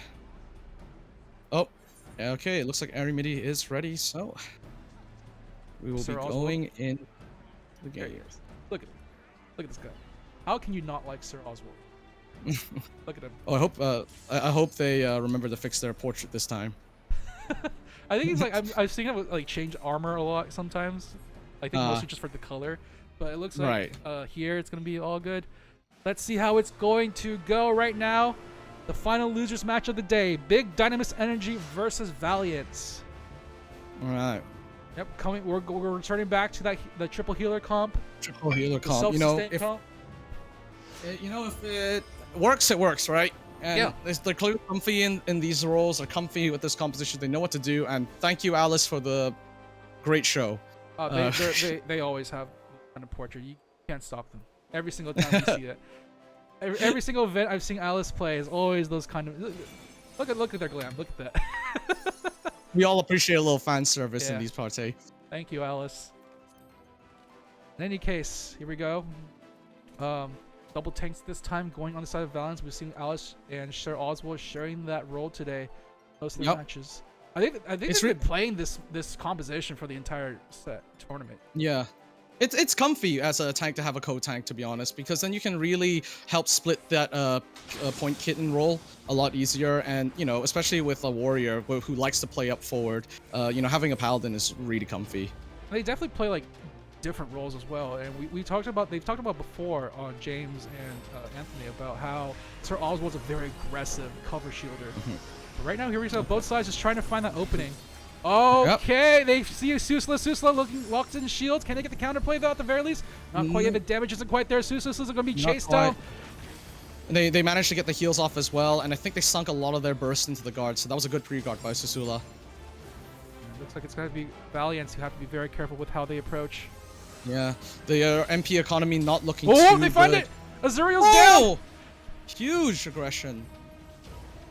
And they're now trying to just clean up as much as possible. Sanjuinus in big danger right now. Getting absolutely just dunked on right now. I've seen this red mage go crazy, and they need to get rid of that red mage. They do get the kill onto Faye Mao as well. Fat Cat.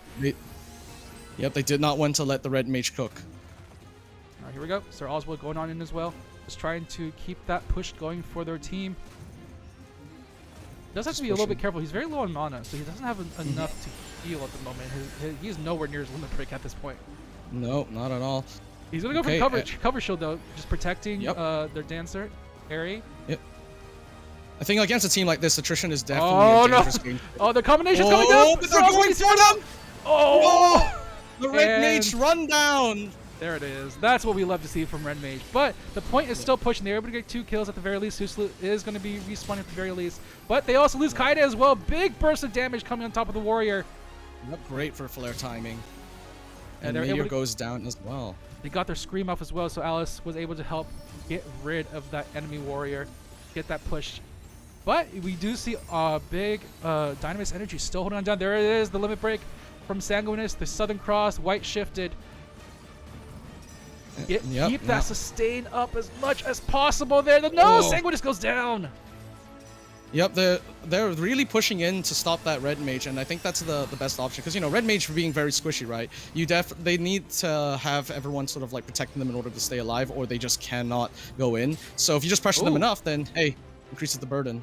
They do pop their limit break though. Meteor Moon just trying to protect that point as much as possible. Sir Oswald picks up another kill though, taking out the tank once again. This poor tank getting killed by the other tanks.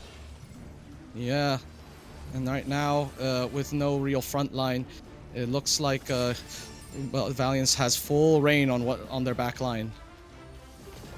And Azuriel is now getting stunned, big damage going up. They don't want to deal with the white mage limit break, and that will be them going down. Sir Oswald confirming the kill. At least he still has it for the next fight, but this is still looking very scary. They're bleeding players right now. Kaida goes down once again as well. They're trying to force the stagger right now, and it looks like it's working. Going into spawn and just trying to keep up the aggression. I think Meteor Moon's still dead though, even though you got the potion. That scream on top of him as well. Oh, doesn't matter. Get chainsawed. And Faye Mao captures the kill. Oh, the dance as well. They got the contra dance. The dancer LB. They got Azrael. No more. Oh no. Oh, that's a huge wipe. And with I think that's it. Unless Kaida can jump in. Oh, gets the just no. Not enough. The snapshot. Oh no! I think the knockback from Fat Cat just about delayed the dash in, and like just enough distance for the snapshot to not quite work. Oh, Valiance taking up the win there. Very dominating match there. They just punched through all the healing, I feel like. Yeah, they really did, and I think they understood who the true damage dealers were in the composition. They knew as well who was holding the front line, so you just remove that. That's it. Guess what map they want to go to? Oh no. You know what map this team wants to go to? Somehow I shouldn't be surprised. Their team is built for this map. It is, yeah. We saw them almost take the win. Last time we just saw them earlier, but here we go. It's their turn to use it.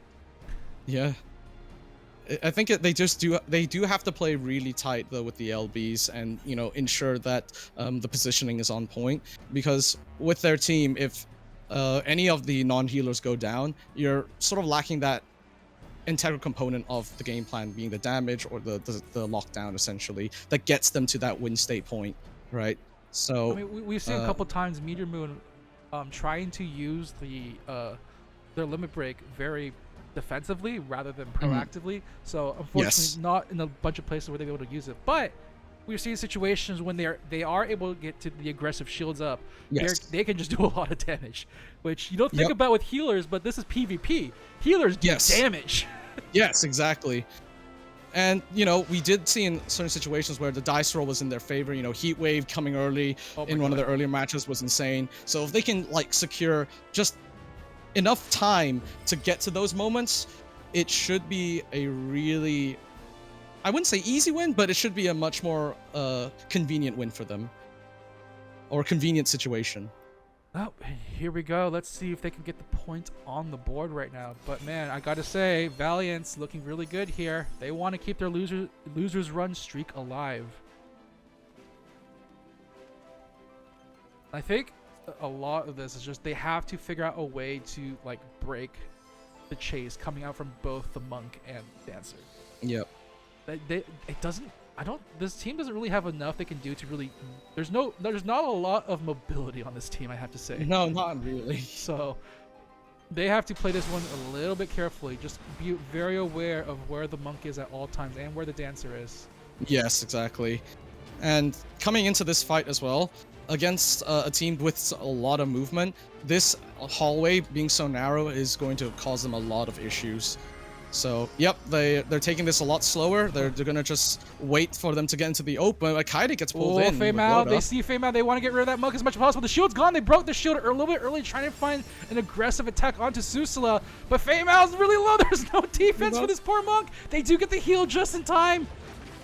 Oh no. Oh, the cover's there. That's what happened. That's Oh my why. god.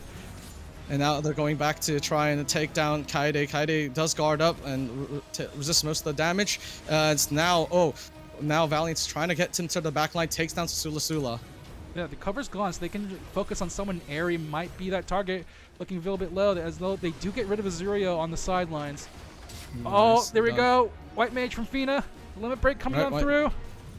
And now their damage source is gone. So now they're going to have a bit of trouble trying to get any counter kills, and it's all about just trying to stabilize at this point. I didn't realize they switched players on their healer. Susula and Azurio switched jobs. Doesn't matter. You got a video drive on top of Azurio anyways. He's gone. Yeah.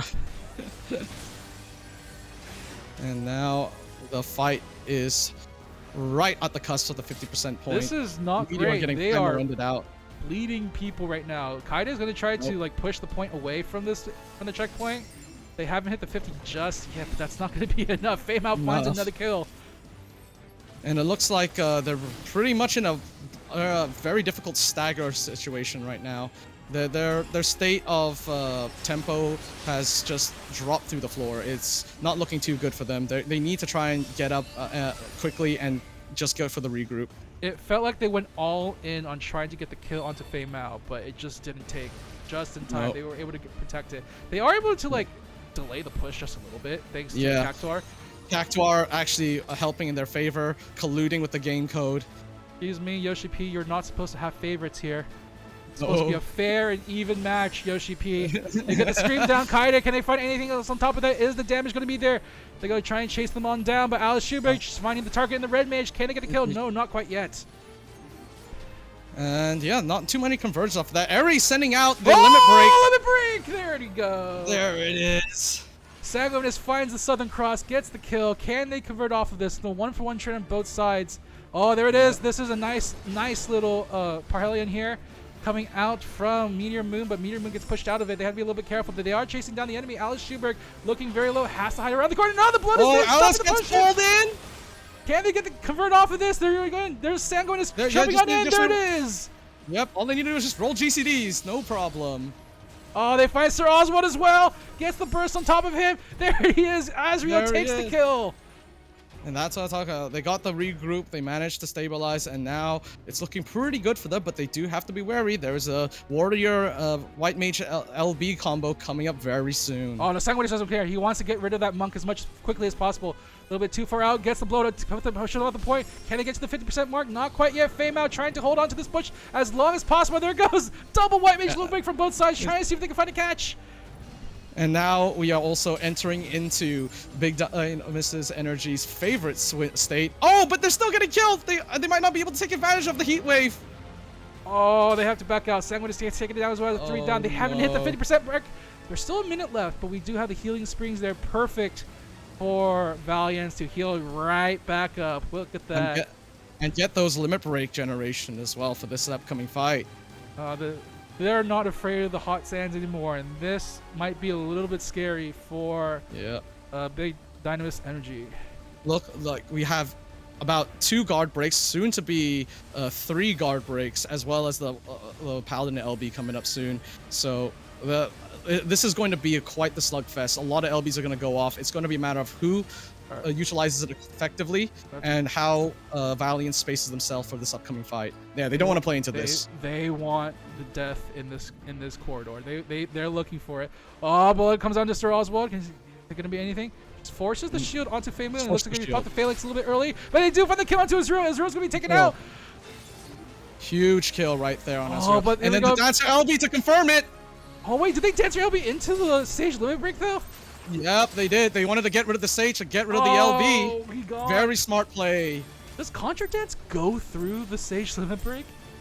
Or did they jump into it to try to stop them? I actually didn't quite see the position there. Yeah, it's possible that they did, but or they threw out the LB just before the Sage limit break went out. I'm not entirely sure. Oh, but Susla, no MP, no life. They're gone. No, and that's it. Just a lot of incoming damage. And that will be it for game 2. Valiance does take it. Really quick pick onto Azurio there, I think actually made a big difference. Oh yeah.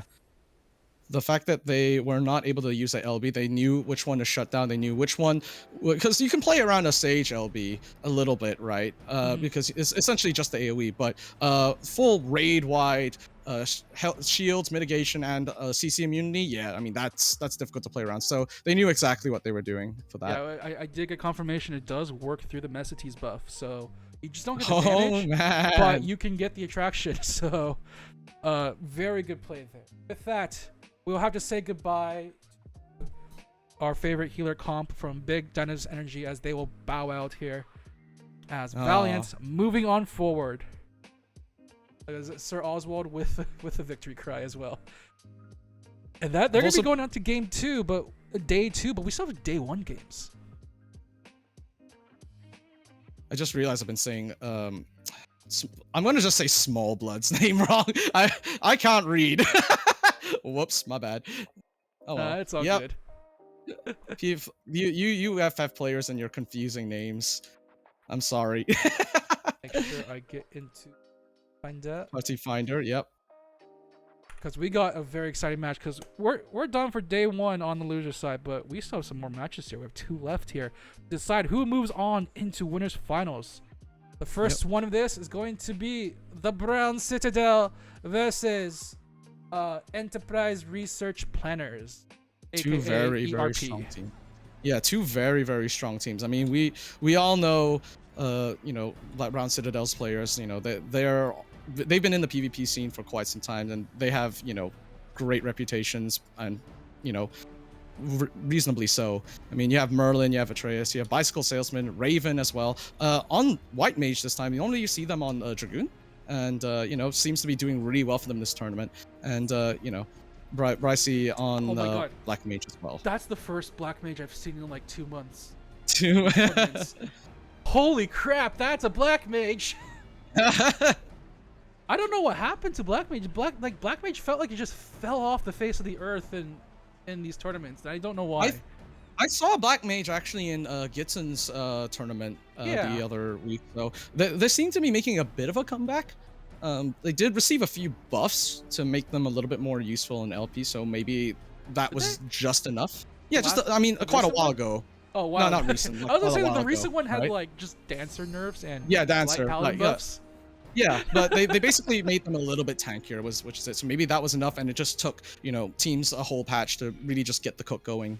Yeah. All right, well, let's see what they're going to cook up with this one here, as we're going to see the Brown Citadel versus Enterprise Resource Planning. The winner of this moving on the winner's side for day number 2, sitting very comfortably at winners finals. Who's ready for a 20-minute banger? Oh my god! Honestly, with this lineup, I wouldn't doubt it. This is like we know Brown Citadel is like a very famous. A lot of like big players in the scene, but like I saw these players, because the last tournament I did was the Primal Pit, and I recognize a lot of these players on the side of ERP.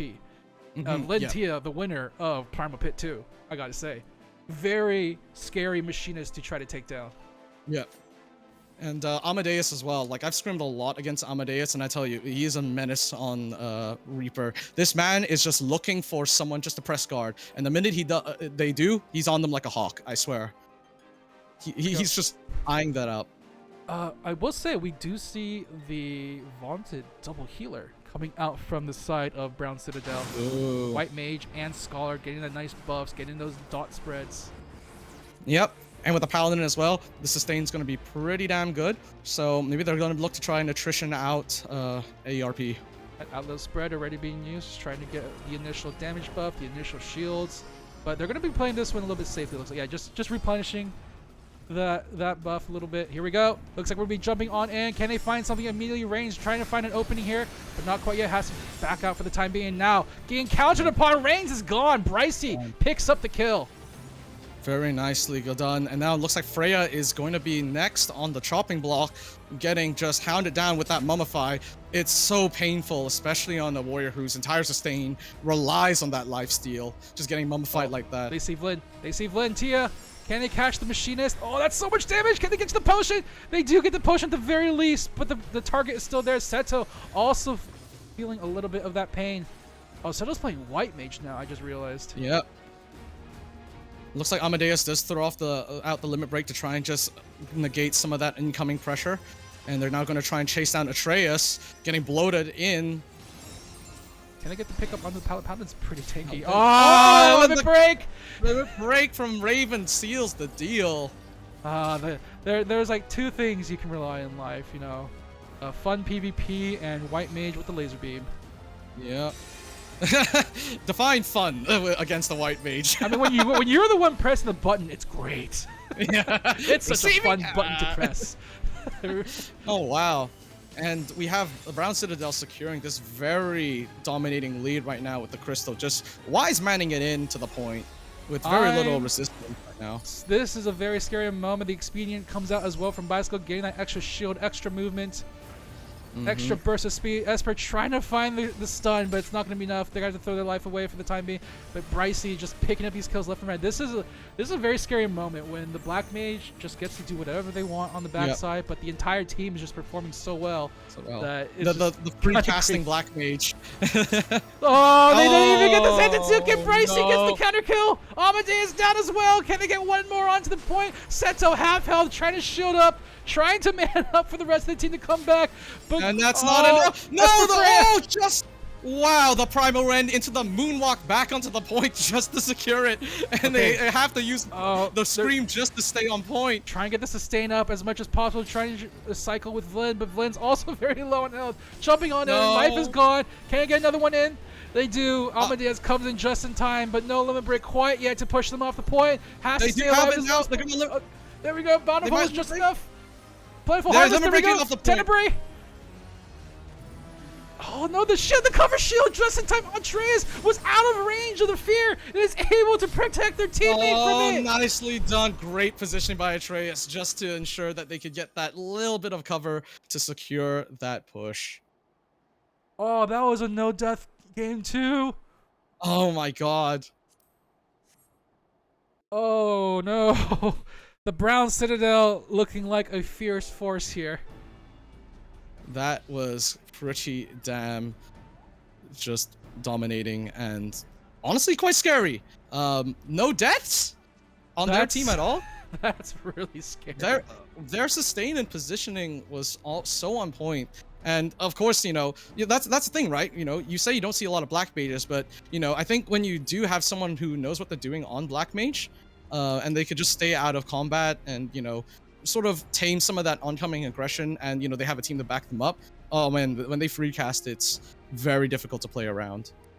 I just feel so bad. You just saw them try Reigns try and get the last hit with the Zenitsuken, but no one bit. It gets ghosted. It's not even a dot on the cheat and that's going to be just enough for them to take that first win. It looks like we're waiting for. It looks like we are seeing a. Yeah, we are seeing a roster swap change. Yeah, the swap here. Yeah, okay. Seto's going back to the Sage. That's the Seto I've seen a lot. Like that. Yeah. His Sage play is great. Right. And it looks like they're taking it to the Volcanic Heart. Ooh.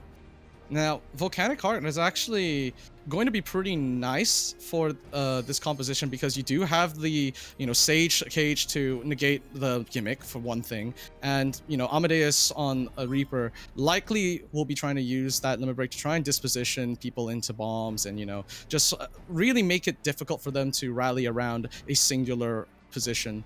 And, with enough line of sight as well, with 3 ranged on Team Brown Citadel, I think they're going to be trying to utilize their, advantage when it comes to how, their team functions a lot better in melee. They can just lure them into the lure them into the bomb explosion pod because you have Atreus and I forgot who's playing. There we go, Merlin. Merlin. They're both classes that dash forward for a lot of their attacks and such like that. So if you can catch them off guard, especially on a map where you can lock them off on either side of the map, that would be very nice for them for sure. Yep.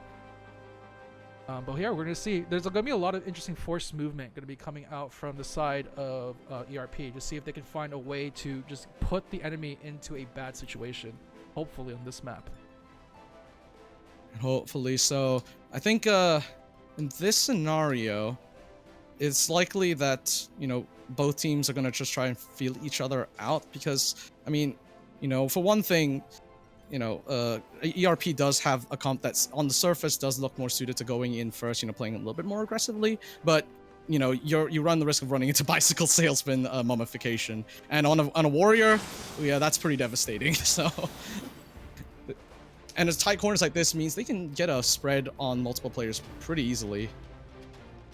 Oh, we're going to go on the sprint lane for this one. It looks like as Amadeus Lionheart just trying to poke out a little bit with the plentiful harvest. Yeah.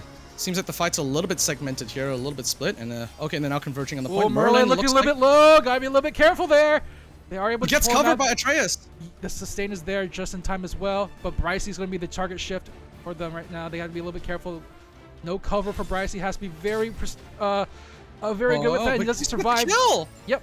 Reigns gets the counter kill. No, sorry. Reigns gets counter killed by Bryce. And Bryce just picks up another one like that. Here we go. Black Mage in his fullest element. Here comes the burst. Poor Amadeus needs to get out of there right now. They do not want Amadeus to limit break. They're just forcing them out. So he has to go in Elixir.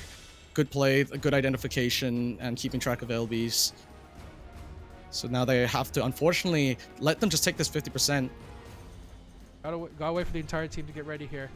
Yep. Oh, this could be a good time to... Oh, a little poking out from Reigns from the Black Mage. Oh my gosh, Aaron's just evaporated. Sniped by the LB. They do, and the thing is, they wanted to make sure that Summoner LB gets desynced. So really smart. Atreus even covering as well, just making sure the point goes up for them. Almost at the break. Oh my gosh, Esper Freya in a lot of danger as well. That's a Black Mage you're going up against with a lot of stacks there. Stacks, yep. They just got ran down. And the thing is, Brycey's actually knows when to play aggressive as well. Their spatial awareness and situational awareness, knowing when to go in, is probably what makes them such an effective Black Mage right here.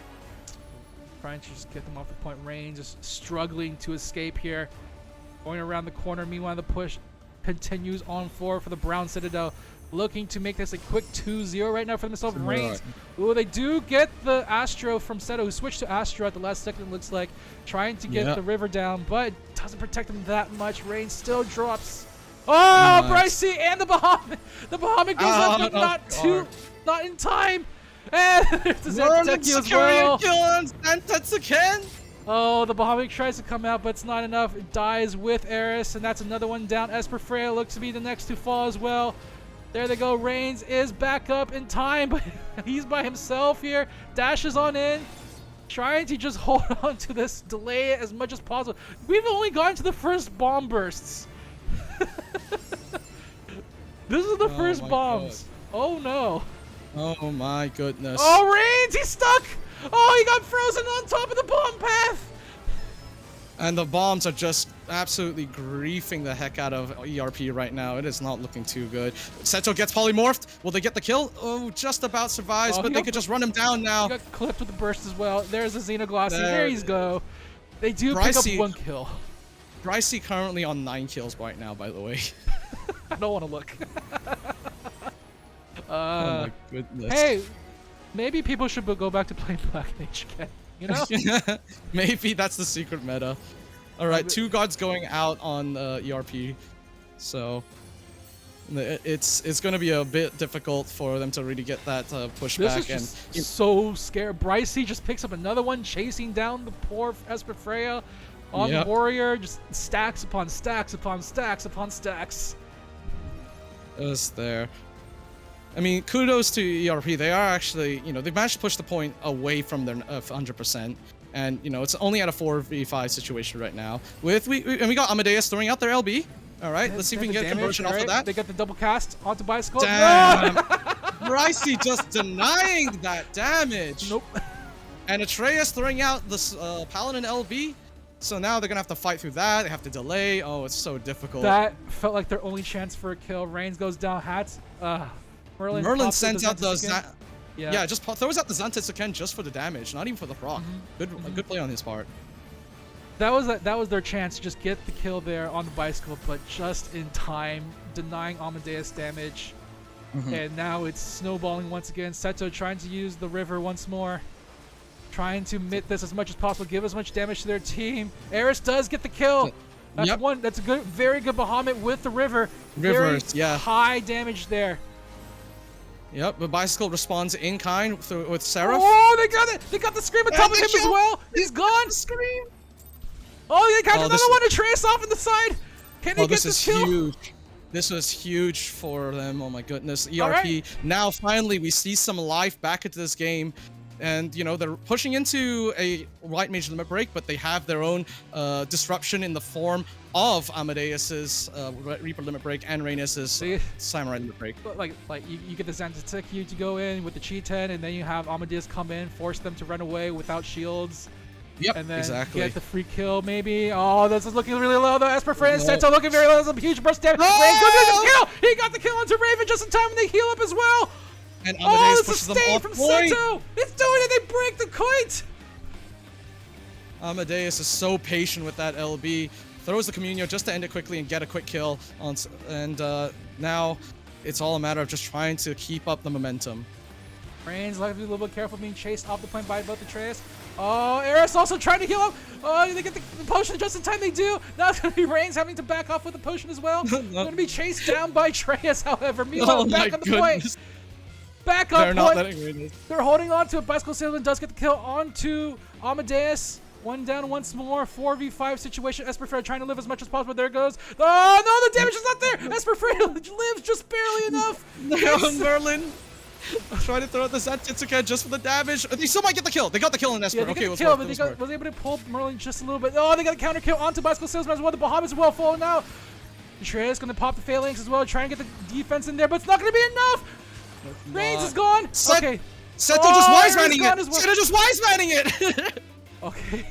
Oh, Seto, you're by yourself. He's going to pop the river, try to get as much mitigation as possible. Oh, it is popping the limit break. It's going to be nothing to push on just a little bit before me. Oh, Raven has to pop the limit break, just trying to stop Amadeus as much as possible. They do get the kill on top of him. Oh, they freeze him up as well. Is it going to be enough? Just in time. No, Seto makes it onto it.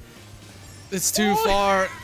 Esper can hold the point a little bit, but the problem is who's going to be there to swap off. Rhaenys approaching from the speed lane, getting stopped by Atreus. We got another dash though coming in from area as well. Esper just need to hold him for just another 0.2. There it is, just in time, but they still get the kill onto the warrior as well. Gonna be 2 left, still trying to hold on to the point as much as possible. This will be quite the hell of a cycle here. Yeah, the further and further away it gets, the harder it is for them to go and hold that, especially against this team. All right, here we go, popping just in time. Even though Merlin picks up the kill onto Reigns. And they hold on to this. And with the Scholar LB, it's going to be very unlikely that they get a kill. Amadeus has his limit break almost back up. If he can find the perfect position for it, there could still be a chance, but no. They know this, though. They know this. Stun no.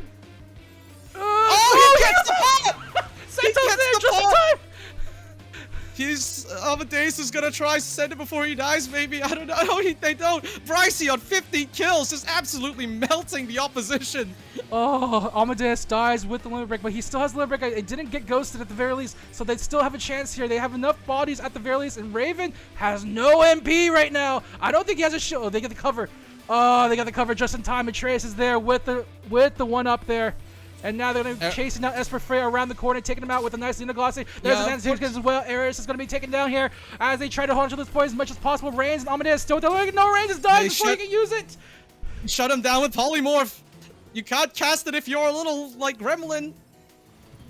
And now they're Seto! trying to, He's oh no, the freeze! Right before the potion! and they stood out of Amadeus' range because they knew that was going to happen. Very nice positioning. Oh no, no limit break. Amadeus only a shield and the prayer left. Can't even teleport to the crystal, to the potion. That's it. So many potions and nice. Well.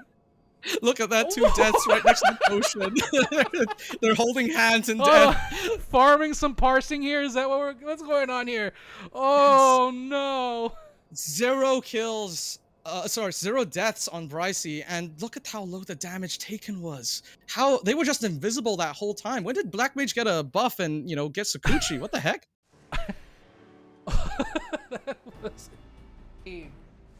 That was a very valiant defense coming out from ERP, but unfortunately, not enough planning for this one. They will be dropping into the losers bracket for day number 2. We'll take a quick look at the bracket to see who they have to face up against. They will be going up against. Oh, they have to go up against Valiance. No. Valiance. Oh no. So this will be a very heartbreaking match in the loser side, unfortunately. But with that, the Brown Citadel will be moving on into the winners finals here, coming in as an all-star team of sorts, and they are showing it at this point. Oh my goodness, that is a scary team in Rookie Rumble. My goodness, these players are anything but. Came together to form this one-off team, and they are taking it all the way to get kicked out of this tournament. Yeah. They are looking for the fast boot, as it were. The fast boot, yeah. The qualifiers, my goodness. But we have another exciting match. We have another exciting match. We still have one more match, man. Oh man. Oh no. Here we go. It's gonna be Eidolon versus Latinx Kings. Let's go to it right now as we. Latinx King making a very strong showing this tournament. Like it just every single game they've been playing pretty consistently. Their performance has been just very well controlled.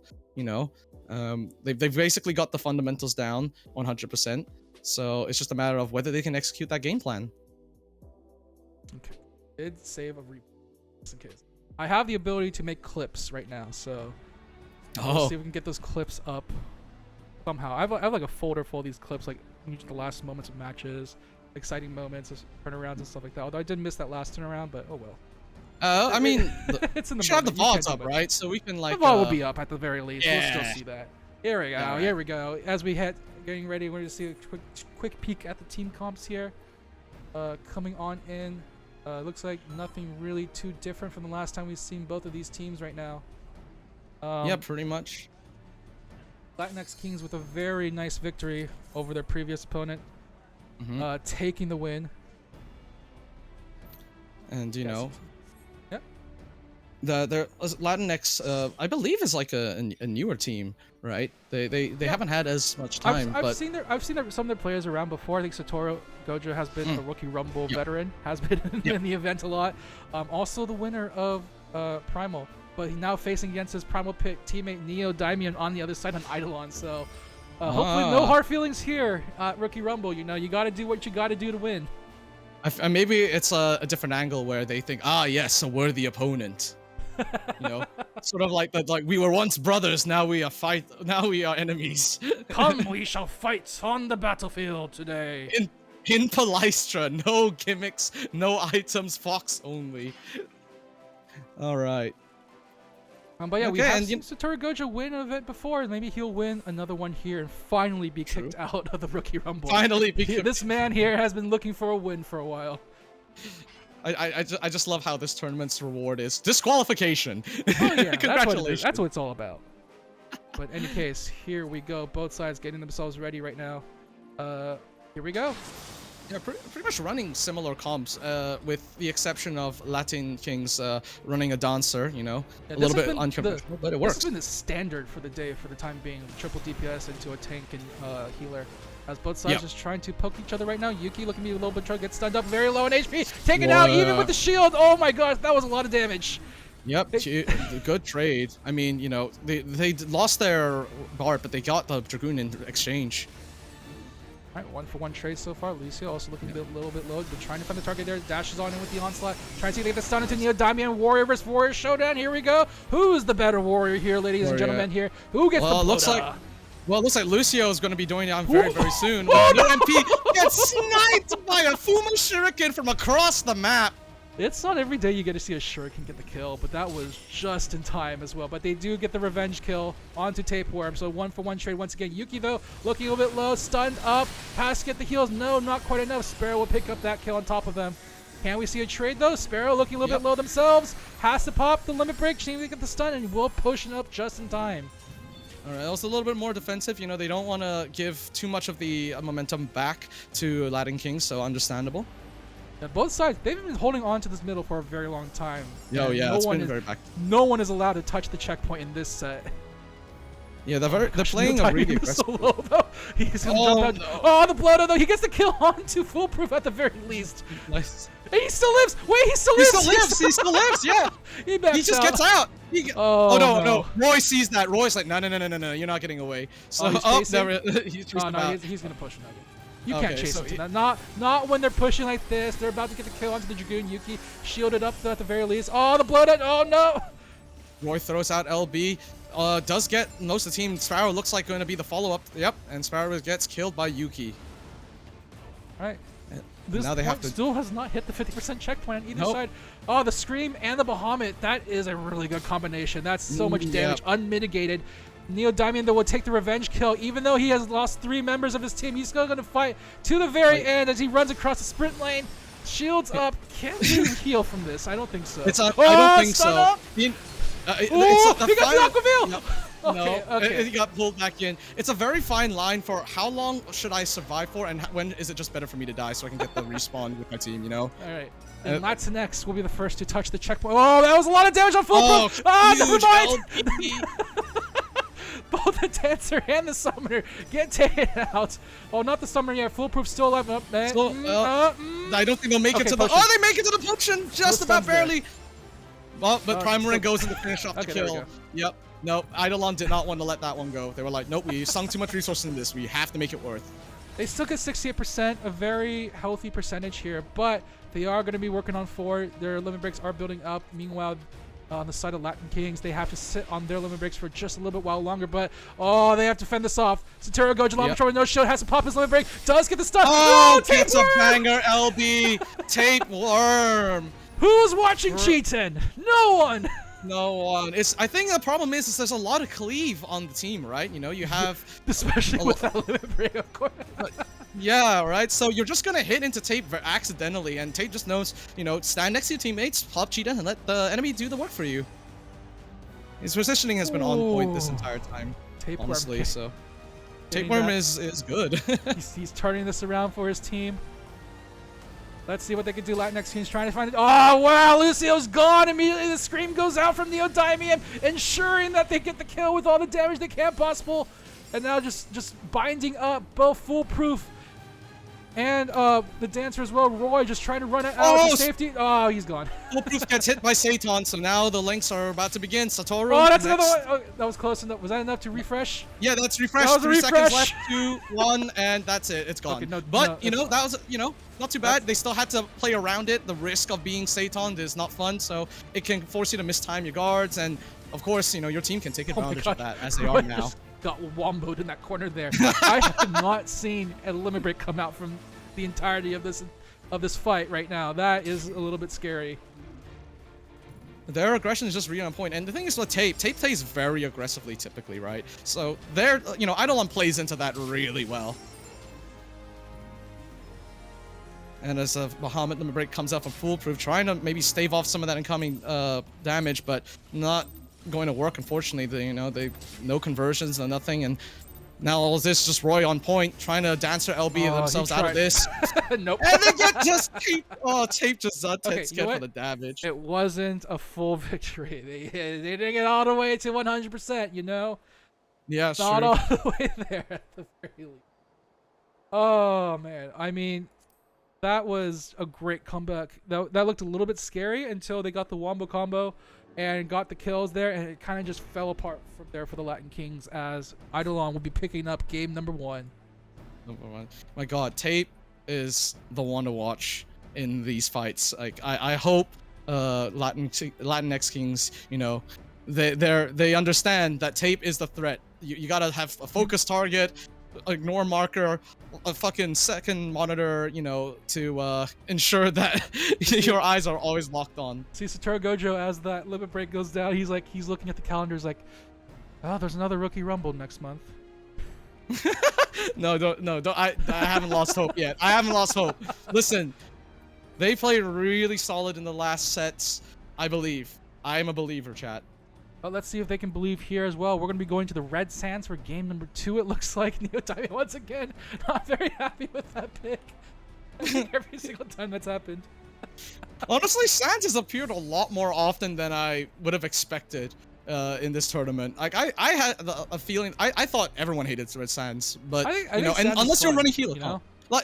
Okay, I understand if you're running a healer comp, but, you know, standard? I feel like there's a dynamic with how open the map is in the latter halves when hitting the first checkpoint that I think people like that a little bit. Mm-hmm. It's just the initial choke point that's a little scary to fight into. Yeah, but, exactly. You know, the map is still relatively open. I love what Sparrow just said as well. Pray return to the Red Sands. Yep. Oh no. Everyone, if you didn't get your Red Sands tickets in time, this is where you have to go to. Just Yep. chalk up that money Oh, for the teleport every single MSQ quest line. Yeah. The thing is, yeah, you were... Sorry, you're going. I was just saying now it's PvP quest line.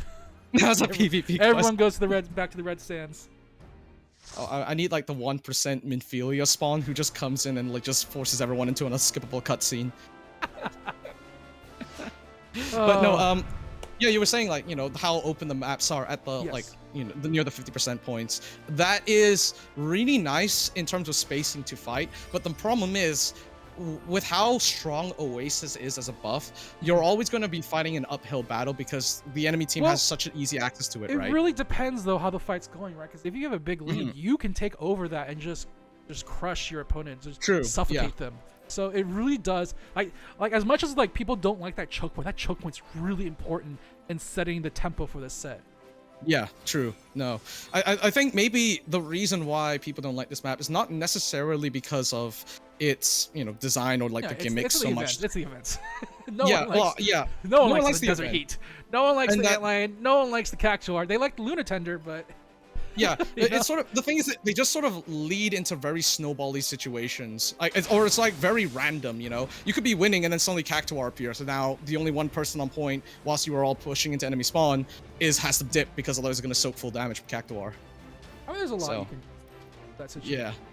But right now, here we go, getting into the middle of the corridor here at the Red Sands for game number 2. Let's see how both sides. It looks like they're going to be playing this one a little bit slowly. Although we do see Eidolon wants to poke their heads just a little bit. Although they Primal ran into his shield, not the best of starts there. Not the best. I think both Primal Rents actually went into shields actually. Well, I mean, good. That means both teams understood who the target was for Primal and pre-guarded properly. Actually, well played. Knew how trigger happy the opponent is, and Lucio's now going to die as a result for that. Oh wow, yeah. You know, real brave to take down the warriors a lot of the time because, you know, it's just a heal check at that point. Like, how fast can your healers react and save your warrior? Because if they do, then, yeah, it's difficult. I think if you get the opportunity after they Primal Rend, if you get them off the field, that's a big initiation off the field. You can see them doing it once again to the opposing side. Neo Diamond also looking very low. They do get the kill onto Yuki, though. So Neo Diamond able to sneak their way out. Oh, no! No, meanwhile, while that's the thing. While that's happening, the rest of the team is dropping down because they're sinking a lot of resources trying to get to Neo down, and you know they're getting punished for it. All right, 2 left. Yeah, Satoru Gojo, please clear your calendar for next month. Another Rookie Rumble to attend. Unfortunately, I'm very sorry, my man. I mean, you still have losers bracket, so there's another chance. There is definitely another chance for sure in the There's another chance, but right now Lucio is in a bit of a spot of danger, even with Oasis buff. The Oh yeah, before people on you and a silence to just clean that up. And Yep. now they can just go back, get all the limit break build up, get all the healing done for themselves, and Yeah. again, like I said, like I just said, when you have this advantage, you just shut them off at the Oasis. Like Roy Yeah, is trying to true. come on in, but he's stuck. Meanwhile, Yeah, it's a on the other side, ooh, they do get some trades though. yeah. And Tapeworm still has LB, by the way, so as they use it, right onto full G10. right on cue. Watch. Tape just Cheating. I just Tape is just waiting for that summoner LB and just like, yep, just send it. I'm waiting. Pre-guards, pops G10, and yep, lets the do all the work for him. Oh, they're even gonna pop Naya popping their limit break as well just to build up that. And I mean, there's like 2 battlefronts happening right now, but Naya is coming on back, gaining the nice Oasis buff for themselves right now, and Roy in a lot of trouble right now. Yep. And you know they do have some Oh, LBs right to now. use, but it's very difficult. They're identifying You ain't getting the out of this. players who they're identifying the LBs that are going to break tempo, and they're just removing them one by one. Yep, very they're- systematically. Excellent job, and they're just slowly getting this massive push for themselves. Naya picking up the kill on foolproof as well. They're also having to spend their screen, but there's no damage. Satoru Gojo doesn't have the limit break to combo with it, and Neo just screams back in return, gets the kill on Satoru before the limit break builds up. And Lucio now just Roy? trying to desperately Roy's trying to get it, try to leave things up, trying to see if he can get some extra damage, but Lucio is so low right now. He's been screamed at as well. He does get the shield. No! Vestel gets the damage just in time. No, Roy, you need to get back in. Oh, Yuki makes it in just in time to stop Saro from pushing the point. Oh And, my god. Okay, so Eidolon has lost quite a few members. Looks like they do have to regroup, but they have to fight back from a 97.8% disadvantage. They get pick off here. They get the pick off here on Sparrow. He's running. need on to chase him down? Oh, there he is. They get They it. got it. They get it. Man, Dancer with Trace is so nice. When you're in that position, you just like whittle them down very slowly. And now they're gonna try to get the Oasis buff, but it's gonna be a battle in the Oasis right now. Both sides trying to Yep. control this opening. They just took a lot of damage right now. Yuki and Roy have to be a little bit careful here. And the thing is, right now, they have to fight through that like buff with maybe like a few people here. Neo gets taken Neo out. goes He down. gets singled out. That's a big. Oh part no, of the Seitan aggression goes of- down on Roy. Okay, Looks like getting the- combo. Yuki has to be very careful. Yep, Yuki Nope, goes never down mind. as well. Next target might be a little bit hard to Might get be because Satoru. they still Might be have- Satoru. No. Ah, Yeah, they there got it the is! kill on We got Satoru. triple! Triple link. The Seitan Wait, didn't kill, quadruple! Oh, they got a quadruple! God! That's a 4-piece banger by Vestel Sawyer. Oh my gosh. We found the opening. Even Neo got the DC. Oh no! Oh They no. have to play this without Neo now. That's what happened to him when he died, I guess. Oh, Oh can a no. 4-man can a Quadra Seitan Tenshu? Is that enough? No! Tape Tapeworm! gets rid of Yuki before LB is ready. You So it's have not in to time watch. for the Roy. You have And to the watch point Cheaten. went off. Oh my Oh god. man! And with that, Eidolon would take it 2-0 over Latin Kings. Oh my gosh, Vestel with that ender, as well as Intense Tapeworm game. finishing it off. That was insane. It was well played to everyone all around, you know. But man, Eidolon is scary. They're looking really good against. And Yeah, they, looking they really might good. make Brown Citadel, Brown something else as well if they're not. Brown something else. Yeah. I mean, if Tape keeps that up, and to be fair as well, shout out to Neo. Like Neo, like surviving all the openers and really just making sure that they keep up the pressure. Yeah. If this team keeps this up into the finals, Well, with that, we come to the end. Oh, of hello, sorry. Day I one. didn't you guys to stop talking. How are you doing, Garu? I'm doing okay. Better than Neo's internet right now. oh man, just in time as well. They got You the know- win at the very least, so that's good for them. No, this was great. How'd you guys like the game so far? looking at Very- the bracket. Oh, they're Oh, tight. it was like so many 2-0s, but I felt like a lot of those games were just a couple of decisions go the other direction, and we're all in like Yeah. game 3 for most of these sets. Yeah, the thing is, they weren't like clean sweeps. Like a lot of Yeah. them, they lost based on just like percentage. They didn't actually like a lot of the time get onto the 100%. So Yeah. you know that, and we got a few like wipes as well, like counter wipes. So yeah, honestly, really tight games and high quality as well. Like I didn't see any particularly bad decisions. Like like oh you threw kind of thing. So Mhm.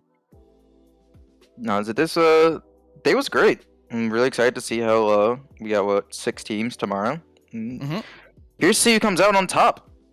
Yep. Citadel and Eidolon are looking pretty strong. So All right. Well, with that, we want to say goodbye to day number 1, as tomorrow we have some exciting sets for day number 2. yes, Yes, we sir. do. Also, let me get some quick shout outs out before I forget. Yep, go ahead. One quick before I forget. Shout out to. You see, I don't have any posters or anything else like that, but shout out to Hellhounds. It's the draft tournament with Leaf, Revna, and Athena. The signups close. I want to say signups close May 7th. Don't quote me on that. Click the link and find out yourself. The tournament is in June. But you get drafted. They have like captains and everything, and there's like 8, 10, maybe 12 captains. I don't know. Look at the information. Also, thank you, Nightbot. Shout out to all of the commentators. Teammaker, Aeon, Faraway James earlier, Anthony earlier. Big shout out to Anthony because I literally asked him like the middle of the day yesterday if he was doing anything today. And I'm Yeah, like, what a lad. do you want to commentate? He's like, sure. So, that worked out. We have Brian coming in tomorrow in place of Anthony, so that should be fun. Also, shout out to what did I call this? Did I call it Revival Rivals? Surely. No, I didn't. Revival Rival. No, I don't know what I called that with the link. Anyway, there it is.